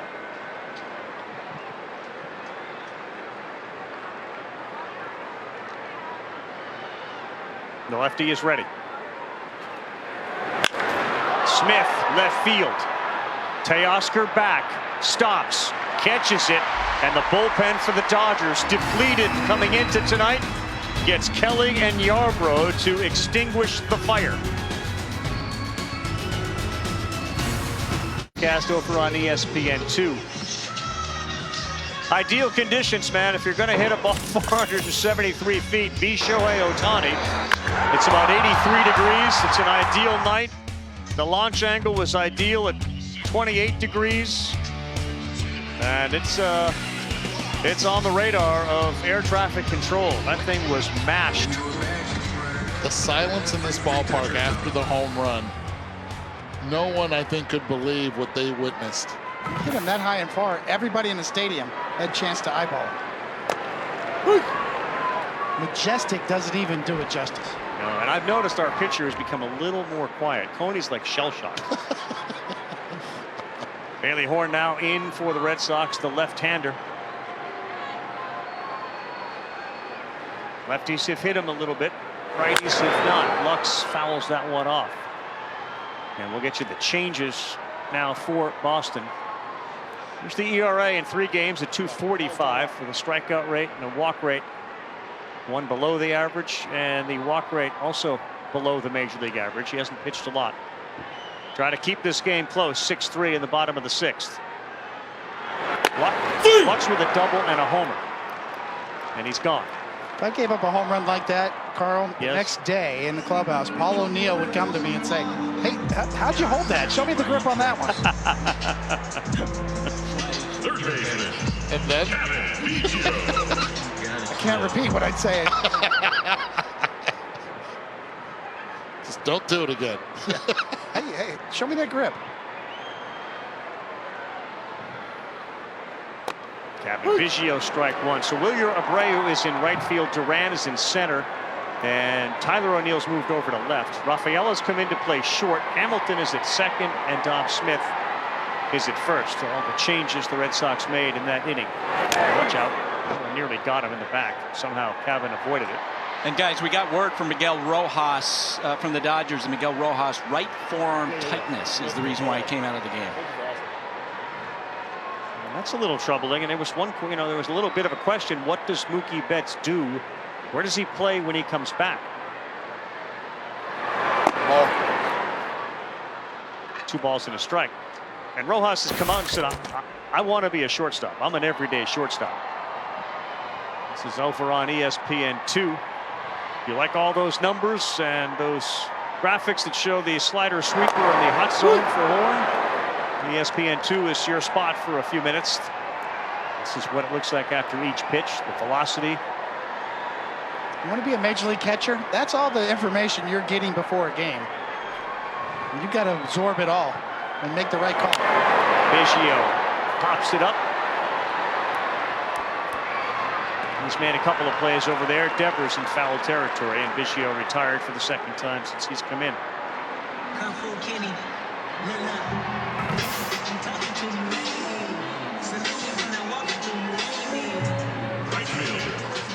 Added to that Statcast there is that pitch probability. Forecasting what's next. Second guessing you just in case. First guessing you could say. Here's Hayward. And that one bends in, but it's too far in 1-0. The Hayward-Freddie Freeman dynamic and relationship goes back obviously to their Braves days, and they hung out together. They did everything together, and Freddie was instrumental in getting the Dodgers to take a look at Jason Hayward, bring him back. An enormous presence in the clubhouse. Just a phenomenal teammate. Long-time, really good player. Well, it makes the manager's job easier as well. When you know that you don't have to be in that clubhouse policing those players, veteran guys that understand what it takes to win on a daily basis. There's a hit for Hayward up the middle. It is caught, and a nice play at second base. How about Hamilton? He ranged to his right and took one away from Jason Hayward. 7th inning on Sunday Night Baseball. Durant. Well, James Paxton on the day really kind of got it going. His velocity was way up today. Up to 95, 96 miles an hour at times. He threw his curveball for strikes whenever he needed it. And that last 4-seam fastball against a 4-seam fastball hitter, Rafael Devers. You can see the metrics on it. Really, the key here is the velocity's way up, but it's more of a runner than a rider. The horizontal move on his 4-seamer's got some running action to it. It's not that vertical hop that you usually see on elite 4-seam fastballs. K-Zone 3D Plus brought to you by Sage, the official finance software partner of Major League Baseball. Amazing. He found his velocity, and Yarbrough comes in and he's trying to keep that under the 70-mile-an-hour speed limit. He throws another one at 67 miles an hour to get ahead of Duran. Big inning, 7th inning. The Red Sox 2-3-4 hitters up. Ball. So you get a veteran pitcher like Paxton, and he starts feeling good out there. He knows what to do with it. He got really aggressive with his four-seamer after the 75th pitch. Really got stronger as the game went along. Oof, so slow and so appetizing that he swings and misses. Do you recall a game in where you went in thinking, I'm only throwing whatever, 92, and all of a sudden you had 96? It has happened. I think every pitcher's kind of felt that. I don't know, maybe that big of a jump, but certainly you do feel it, and you know when it starts coming out of your hand for whatever reasons. Timing, rhythm, a hot day. Yeah. Duran, he went sorting, and he's gone. And a really good jump by Yarbrough, who went slow, and then slow again to get him. Yeah, he stayed out of the rural limits right there at 70 miles per hour below. 67, mixes it in with an 84 sinker, and then after that, 69 and 68 miles per hour. The Dodgers trying to sweep the Red Sox to start the second half of the season for O'Neill. Tony, I think you're being modest. I think your perfect game was one of those games where as that went along, and we just had the 25th anniversary of that game the other day. As that game went along, you got better and better. And the key with veteran pitchers, you recognize it quickly, so you can make that adjustment on the fly quicker. Jackson did today. He recognized when his velocity went up, and he went right to it and started using it immediately. I know, but is that mechanical? Like, what? Because I'm sure Paxton's going to look and say, "What did I do? What happened?" Part of it's mechanical. I think the weather has something to do with it. A good hot day for a veteran pitcher helps. You tend to get a little more extension. You know, you get a little looser. Yep. Old arms like warm weather. Old bodies like warm weather. Everybody, we all do. That's why we move. That's why we move to warm weather climates, right? 1-2. How slow can Yarbrough throw it? There's another one at 77. My goodness. Duran and O'Neill both gone. Speaking of warm weather, suit up for the summer, MLBshop.com. I don't know if they have bathing suits, but they do have jerseys and caps and T-shirts, collectibles, and more. Maybe and more are bathing suits or flip-flops. I don't know. Gear up with your favorite team at MLBshop.com. Devers, your turn. I have to ask Buster, our resident Vermont guy that knows more about maple than all of us three combined. Is a mature tree better for the maple syrup, Buster? Because Paxton was definitely getting better as the game went along. So when it's really cold and then it warms up during the day, like Coney says, the sap will run like crazy in a maple tree, okay? And that's kind of what happened with James Paxton today. It warmed up, and he was throwing harder. Analogies. Wow. Ryan Yarbrough lulling the Red Sox middle of the order to sleep. A slumber party. There's a place in the game for finesse guys. Sure is. Seeing it. We'll get to that. This one traveled 473 here at Dodger Stadium. Watch the reaction of everybody, because it's okay to be amazed and shocked at how far he just hit it. And then after he gets high fives from people, they all kind of look back like, where did that go? Look at the faces. He hit it where? Look at Roberts. Wow, they all quickly go out to right to think like, did I just see that? And you get Clayton Kershaw to react the way he did as well. And I don't think anyone here has seen more games of Clayton Kershaw in uniform. Well, he's due up this inning. Kike and then Barnes and home. Chase Anderson, the new pitcher for the Red Sox in a 6-3 game. The Dodgers tonight have hit 5 home runs on Sunday Night Baseball. Kike had a big one last night as they rallied. They rallied from behind Friday and Saturday. Tonight they trail 2-0. Have come back, and a little blooper here on the infield, and a little late read for Hamilton, but the out is recorded on Kike.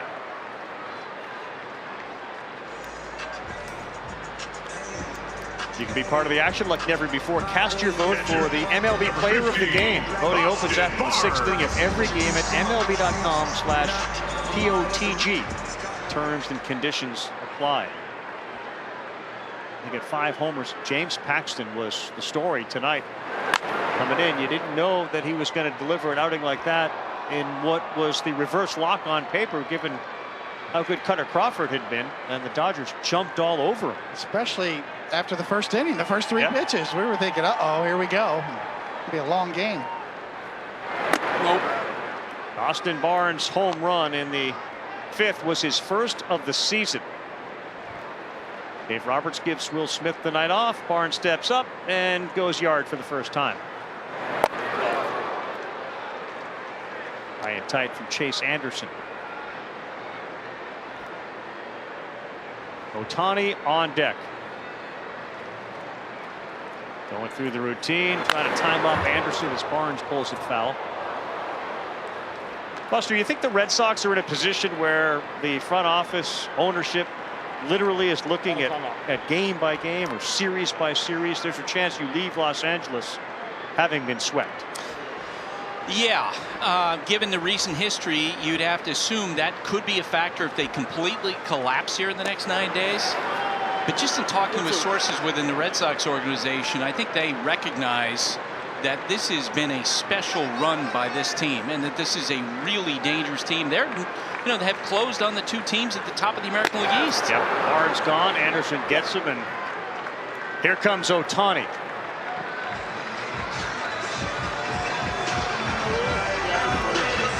Andre, our cameraman, is now linked with Ohtani forever. That incredible shot, which we then showed in slow-mo, the ball off the bat of Shohei. Here is Andre. You and Shohei, man. Not a bad teammate. Swings at the first one, looks back at the catcher. In that quadrant, I said it earlier, for those tuning in, that's the only spot that so far Shohei has struggled in this season. Up and in the quadrant. Everywhere else, it is a serious case of damage.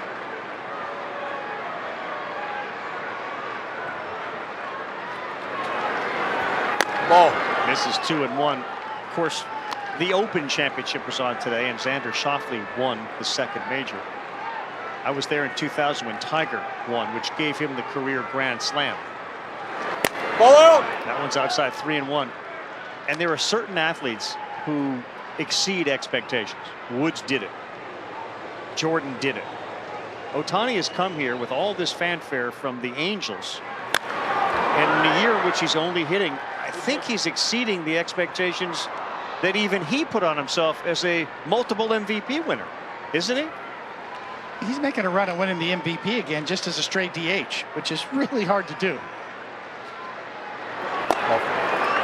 It's unprecedented. No DH has ever won his league's MVP award. I will say this, though, and I know that he continues to rehab that arm, but are the Dodgers better with Shohei Ohtani just DHing, or he trying again and testing that arm once more and being that 2-position star-studded player? And that note is since, you know, see the blue box, 1900. 50 extra base hits, 75 runs, 50 walks, 20 steals in his first 100 games. Eduardo, I'll answer your question. No, when the Dodgers signed Ohtani, they signed into his vision of what he wants to be, which is a 2-way star. That's part of the reason why they're willing to pay him the way they did.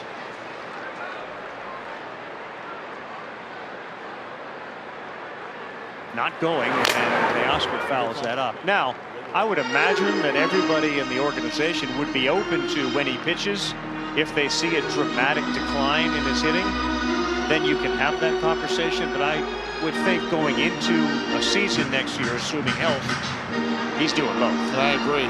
Now, when we got to this ballpark and they were showing the stadium to a lot of tourists, I want to say maybe 75% of the tourists were from Japan. It is impressive the amount of people that come over to LA to see Shohei Ohtani wearing the Dodger blue. I got to practice a lot of my Japanese today. 2-1 to Oscar. Center field. Duran is there. And the Dodgers will open up the 2025 season against the Cubs in Japan. Another look. The work of Shohei and the work of Andre on Sunday Night Baseball. One of the longest home runs we've ever.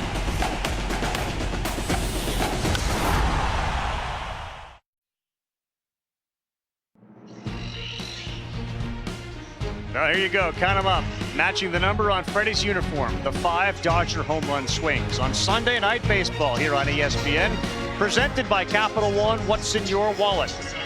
And in part by Allstate. You're in good hands. Ohtani has 2 470-plus feet home runs this season. Tied for the most by a Dodger in a career under Statcast with Jock Peterson. Sarah Langs, who's of course working with us tonight. Longest home run in the home run derby was by Marcelo Zuna.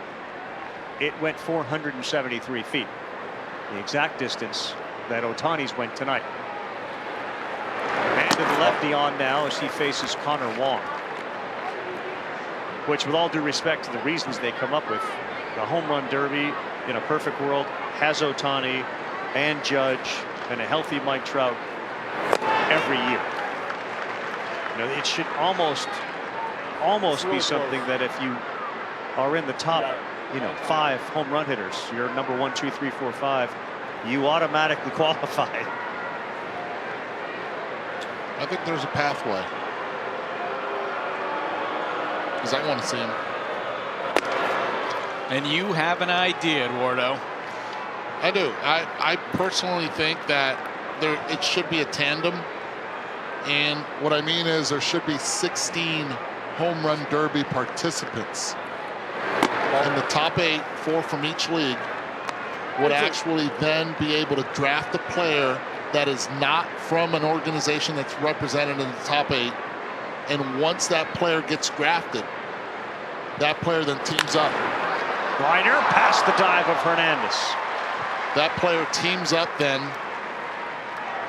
with the other. In this case, if it's Aaron Judge who leads the American League, he would have the first pick. And he could pick anyone in the league that is not on his team or represented by those other 7 teams. And that way they would still have 3 minutes or 40 pitches. Tag team. And they tag team it. And that way they cut the swings in half because we want them to stay healthy. We don't want them to get tired out for the stretch run. And if one's going well, you stay there. If you're not, you have your pregame or you adjust during the time with 1 30-second timeout for them to regroup. Oh, Yoshida gets drilled. And Banda has come into the game. And he gave up a line drive to Wong, and Yoshida took it right near that right hip area. Yeah, it's tough right there. 97 miles an hour. Yeah, you'll feel it. Like a Mike Tyson kidney punch. Oof.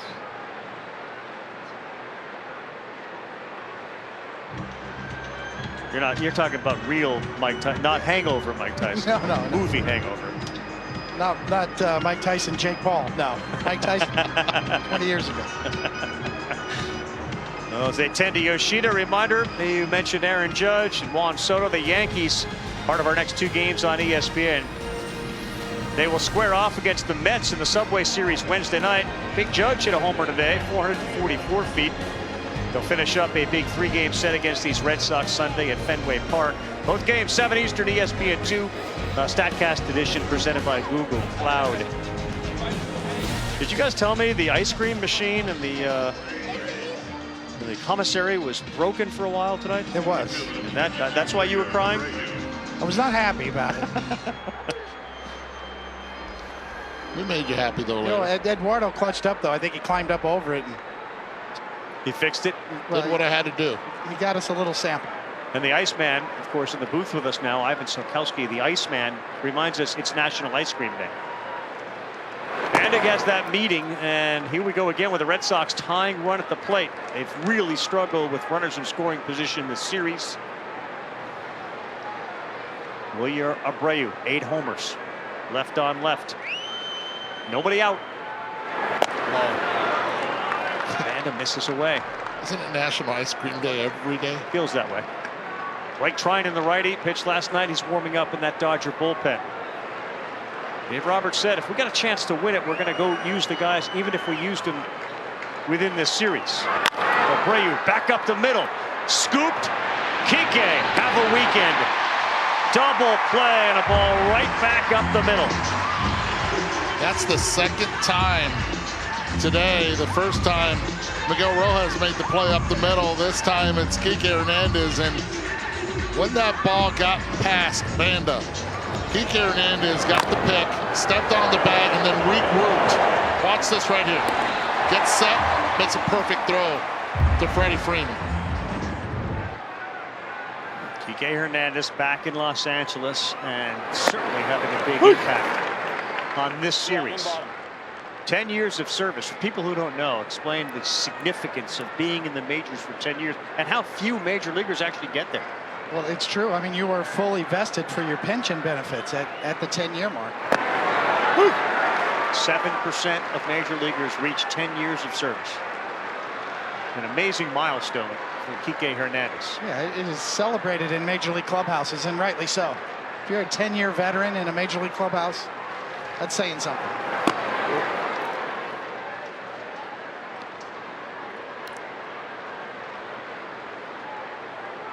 Just think about the way Kike has done it to get to that spot.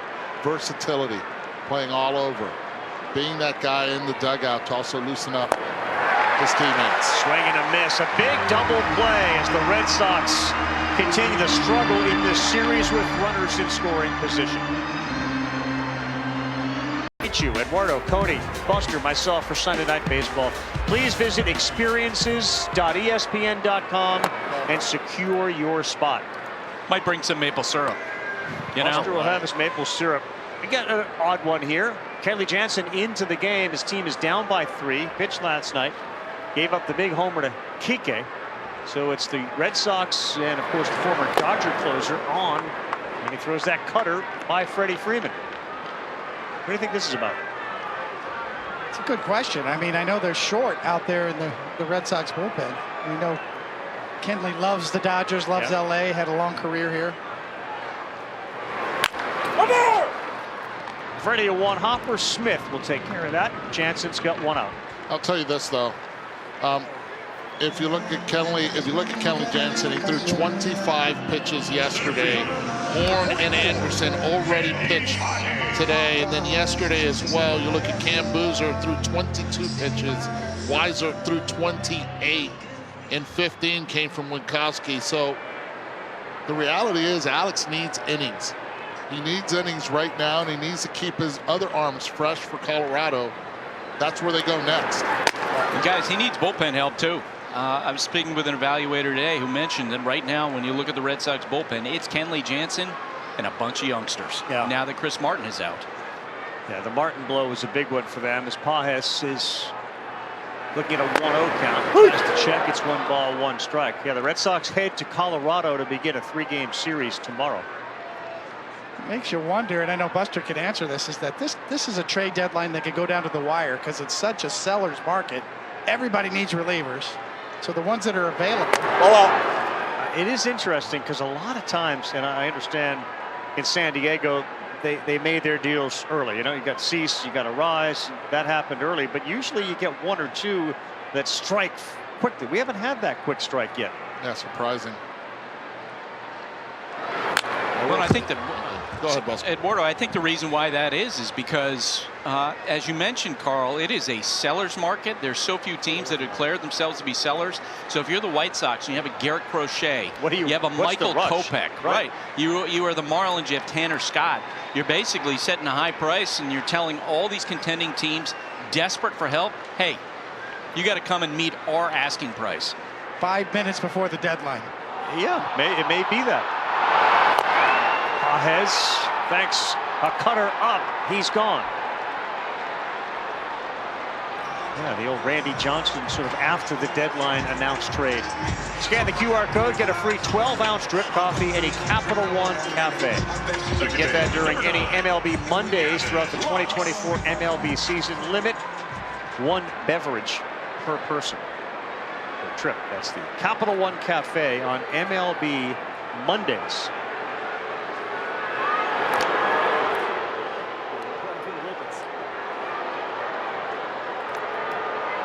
How's the Mets-Yankees series going to be? Is the electricity there? The Yankees are listing a little bit. The Mets are on the edge. New York City has never gotten tired of the Subway Series.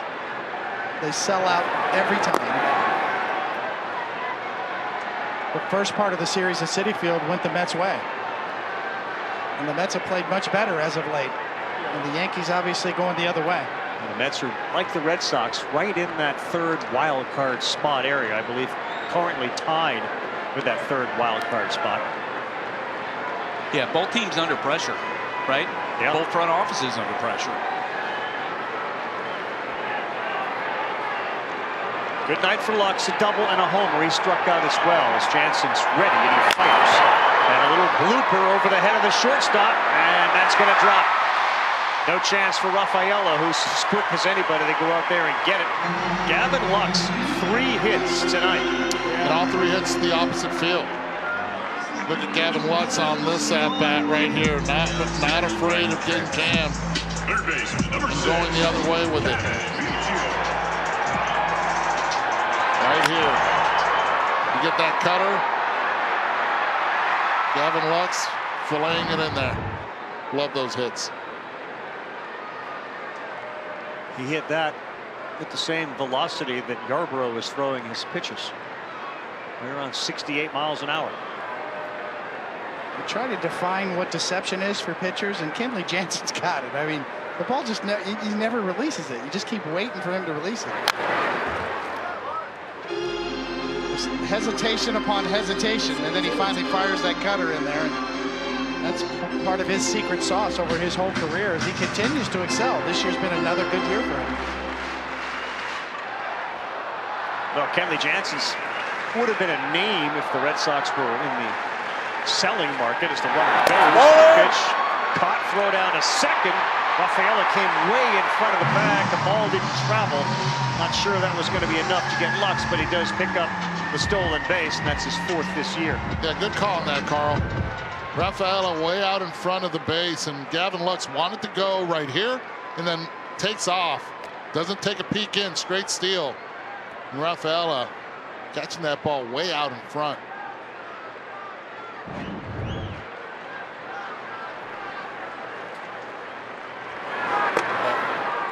It's one of the first things you learn, right? The ball travels quicker than your hands trying to make a tap. Yeah, yep. And that's the process, Rafaela, because he's been outfield more than infield. He'll learn. He's so athletic, though. He gets away with a lot of things. Outside to Biggio. Buster, I don't believe that the Red Sox would be interested in trading Jansen. However, you do wonder if this deadline will allow a team to trade a piece that they really like to get 1 or 2 that they like a little bit more, so that the team that's getting that guy can also benefit. You know, and maybe a guy who fits that description. There you go. Into right field. Biggio with an RBI. A little insurance run as he plates the stolen base. Lux is in. It's 7-3 as Biggio delivers. Gavin Biggio joined the party. Right here, base hit, 2 outs. Add another extra run. But what this does, though, it adds pitches to Kenley Jansen. And if you're Alex Cora, this is not what you wanted. 25 yesterday. We're headed on number 17 right now.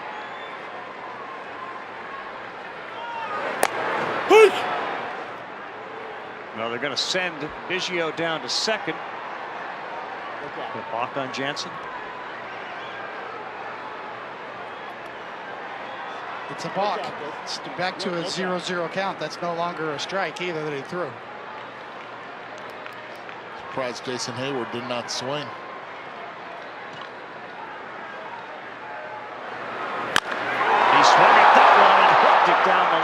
but he got too far out in front of it.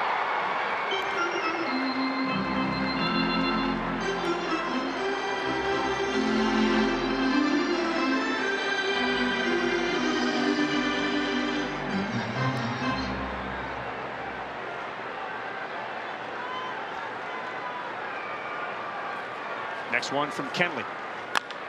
That ball is lifted deep to right field. And over the wall for Jason Hayward. A two-run shot. And the Dodgers a half dozen home runs on Sunday night.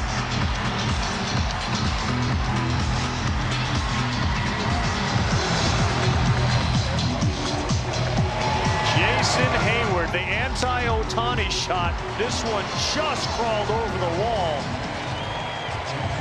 But they got a six-pack of ding-dongs tonight. Yeah, and he gets jammed on this one, but he's so strong. Able to get it out there at 96.1 miles per hour off the bat. That's what you call just enough. Right off the top of the wall. Is it doink? Doink off the top? So what you're saying, Carl, is there should be a three-point rule in baseball? Like Ohtani should count for 2 runs? Gets an extra run. That's just one?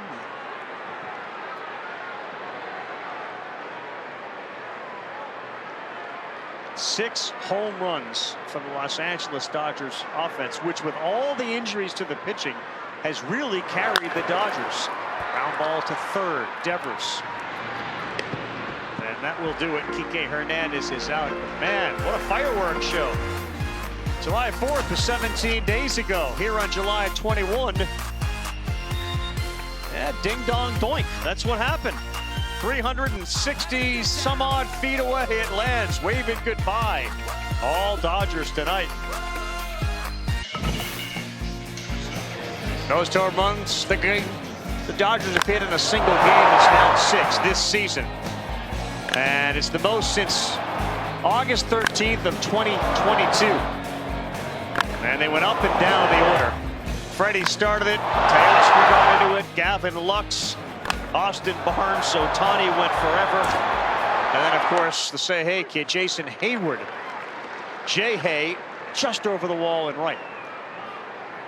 You had 5 commercial flights and 1 serious international flight.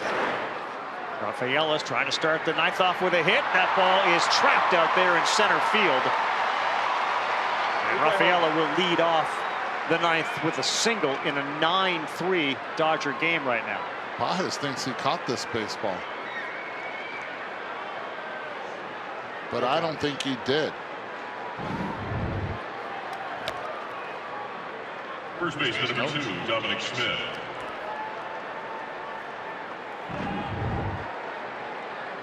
Scan the QR code if you want to for your free cup of coffee. And also, you want to get MLB Play back at a brand new home. Fan favorites, Beat the Streak, other free-to-play games now in the MLB app on iOS and Android and on MLB.com. No purchases necessary. Restrictions will apply. See official rules and enter at MLB.com/play. Tom Smith swings at an Evan Phillips cutter. You know, Eduardo, players are always terrible umpires. They never think they swing. They always think it was a ball. They think they caught it. Pitchers think they threw a strike. Yes. Tom Smith the other way towards the line. And that's going to be a one-hopper over the wall. Dom Smith the double. So Phillips comes into a game where the team is up 6. He gives up a single and now a double. Yeah, instant replay all but makes any petition from a fielder on a short hop like that in the outfield moot.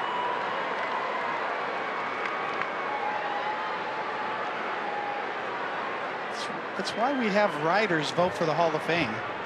Because players have bias, you know? I mean, you're not going to vote for a guy that you hate, you know, or that you battled all those years. Right. Rarely do you have objectivity. Some do.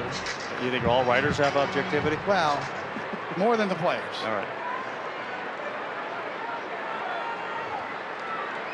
Well, the Red Sox are 3 for 10 with runners in scoring position today, but in the series 5 for 35. Jarren Duran. Phillips strike 1.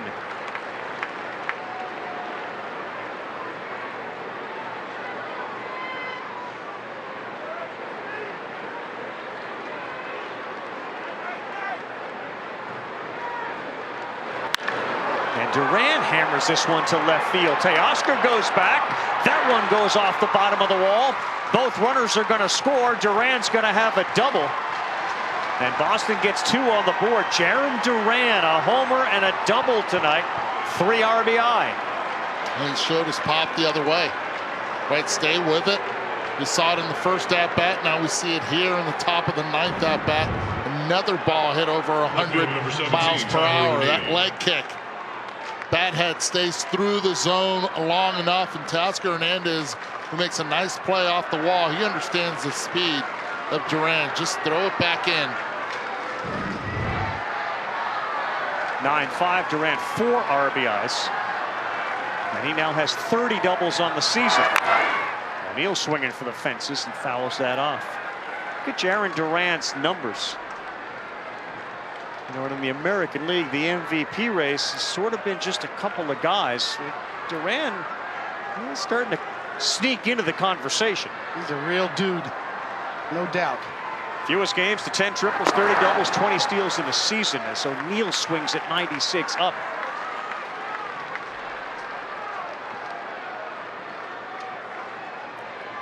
Fewest games in a live ball era to accumulate that number of triples, doubles, and stolen bases in a season. That one is off.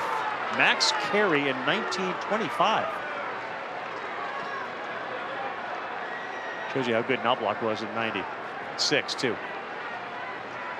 He has definitely developed the opposite field stuff, and he's hitting off speed pitches a lot better, and that's out there for Phillips as he gets O'Neill swinging. MLB Together, baseball's platform embodying the sport's philanthropic contributions to key causes and mental wellness efforts by teams, players, and the league. To learn more, please visit MLBtogether.com.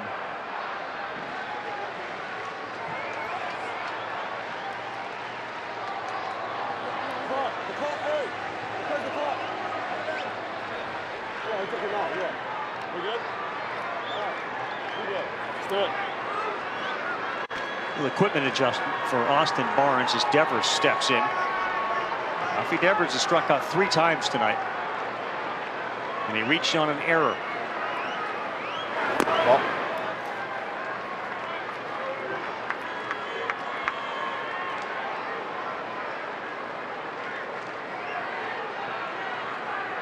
Hudson is actually warming up in that Dodger bullpen. Dodgers will host the Giants beginning tomorrow.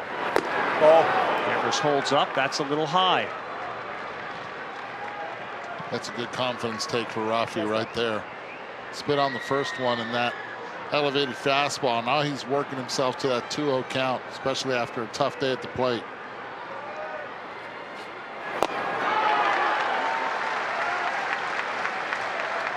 Yeah, see that facial reaction of Rafi? He's like, oh man, I had him where I needed.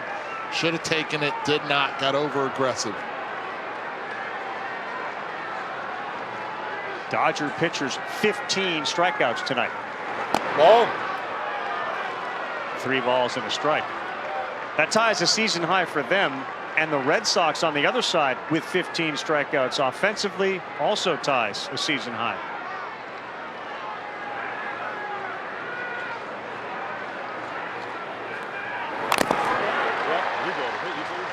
Nasty cutter right underneath the hands of Devers.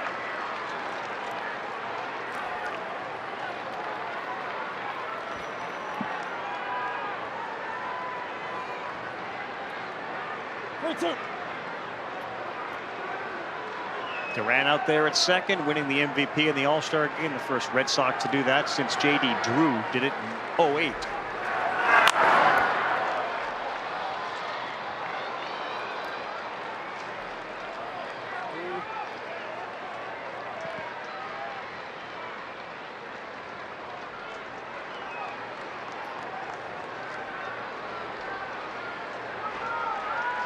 Just rolling to third base is Duran. Phillips didn't pay any attention. In fact, not sure anyone in the building paid any attention, but he just moved over to third base. Sneaking in after curfew. You know something about that? Yes, yeah, I know that feeling. Ever been caught? Yep. Outside to Devers. That's a walk. Testing the patience of Dave Roberts.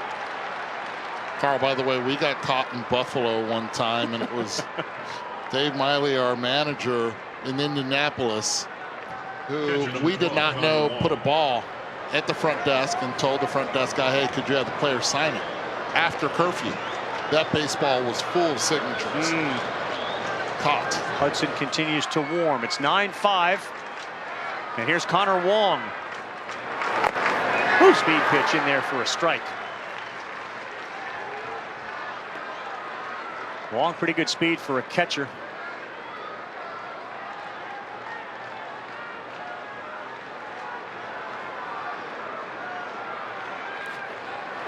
Ball. Here all the time from pitchers, it's difficult to come in when it's 9-3. You know, you're used to being in these nail biters.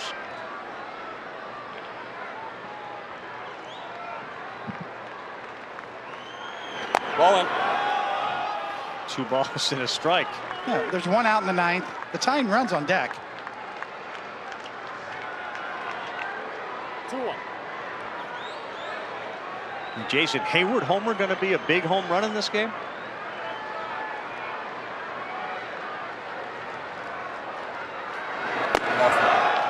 Phillips really having a hard time finding the strike zone, falls behind 3-1.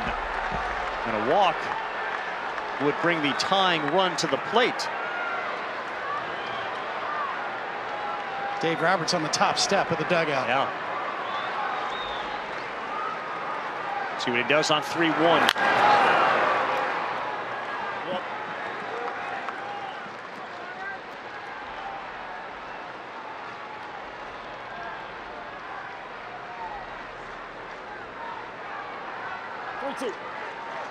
Connor Wong has basically hit over 300 all year. He's got 8 homers, 32 runs batted in.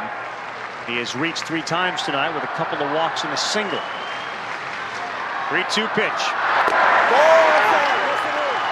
Oh, it almost looked like Trip Gibson was going to call strike 3. Instead, ball 4, and they are loaded. The tying run's coming to the plate. Dave Roberts is coming out. And hold your horses here on a Sunday night. It's hard to get that call when you're all over the map. Your command has been off. But it was off the plate. Barely. Well, Trip Gibson's here with his 2 kids. And they're up from Washington. And I asked them, how good is your dad? And they said, very good. Heineken Silver. All the taste, no bitter endings. Daniel Hudson comes in, bases loaded, tying run at the plate here in the 9th. It's Masataka Yoshida.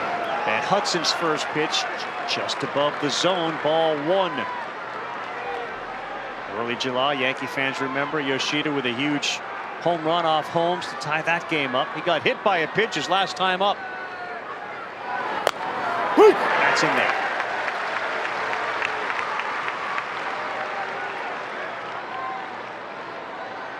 Two for 4 on the season. 2 singles with the bases loaded. Got the call. Was off. According to K-Zone, here we go with a 1-1. And on the ground to second, and that will not do it. They took too much time. The run comes in. It looked like a tailor-made double play as it came off the bat at 103. Lux and Kike couldn't turn it. Tell you what, 2 balls that were hit hard by Yoshida today. Nothing to really get out of it. This one 103. Give Yoshida a lot of credit. He gets down the line in a hurry. That extra hop saved the Red Sox from the end of this game, but Yoshida hustling down the line beats it out. 9-6. A dangerous hitter and Abreu. Play. Gavin Lux walking around there at second base. He thought that was it too. The throw was a little bit towards the outfield side for Kike Hernandez.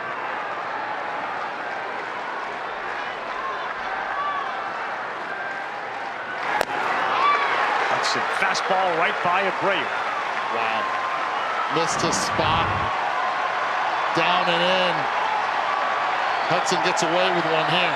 That's the location he wanted to stay away from.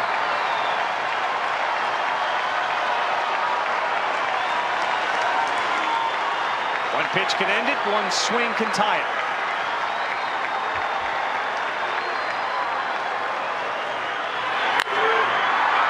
Underneath it, he popped it up. Hayward points to his center fielder, and that will end it. The Dodgers sweep the Red Sox. And for only the second time on a Sunday this season, Boston loses the baseball game. Dodgers a half dozen homers, including one that went 473 feet from Ohtani. They win it 9-6. The power game for the Dodgers. A lot of strikeouts and a lot of power both ways. A lot of home runs. The bullpen really came through at the end, held it down.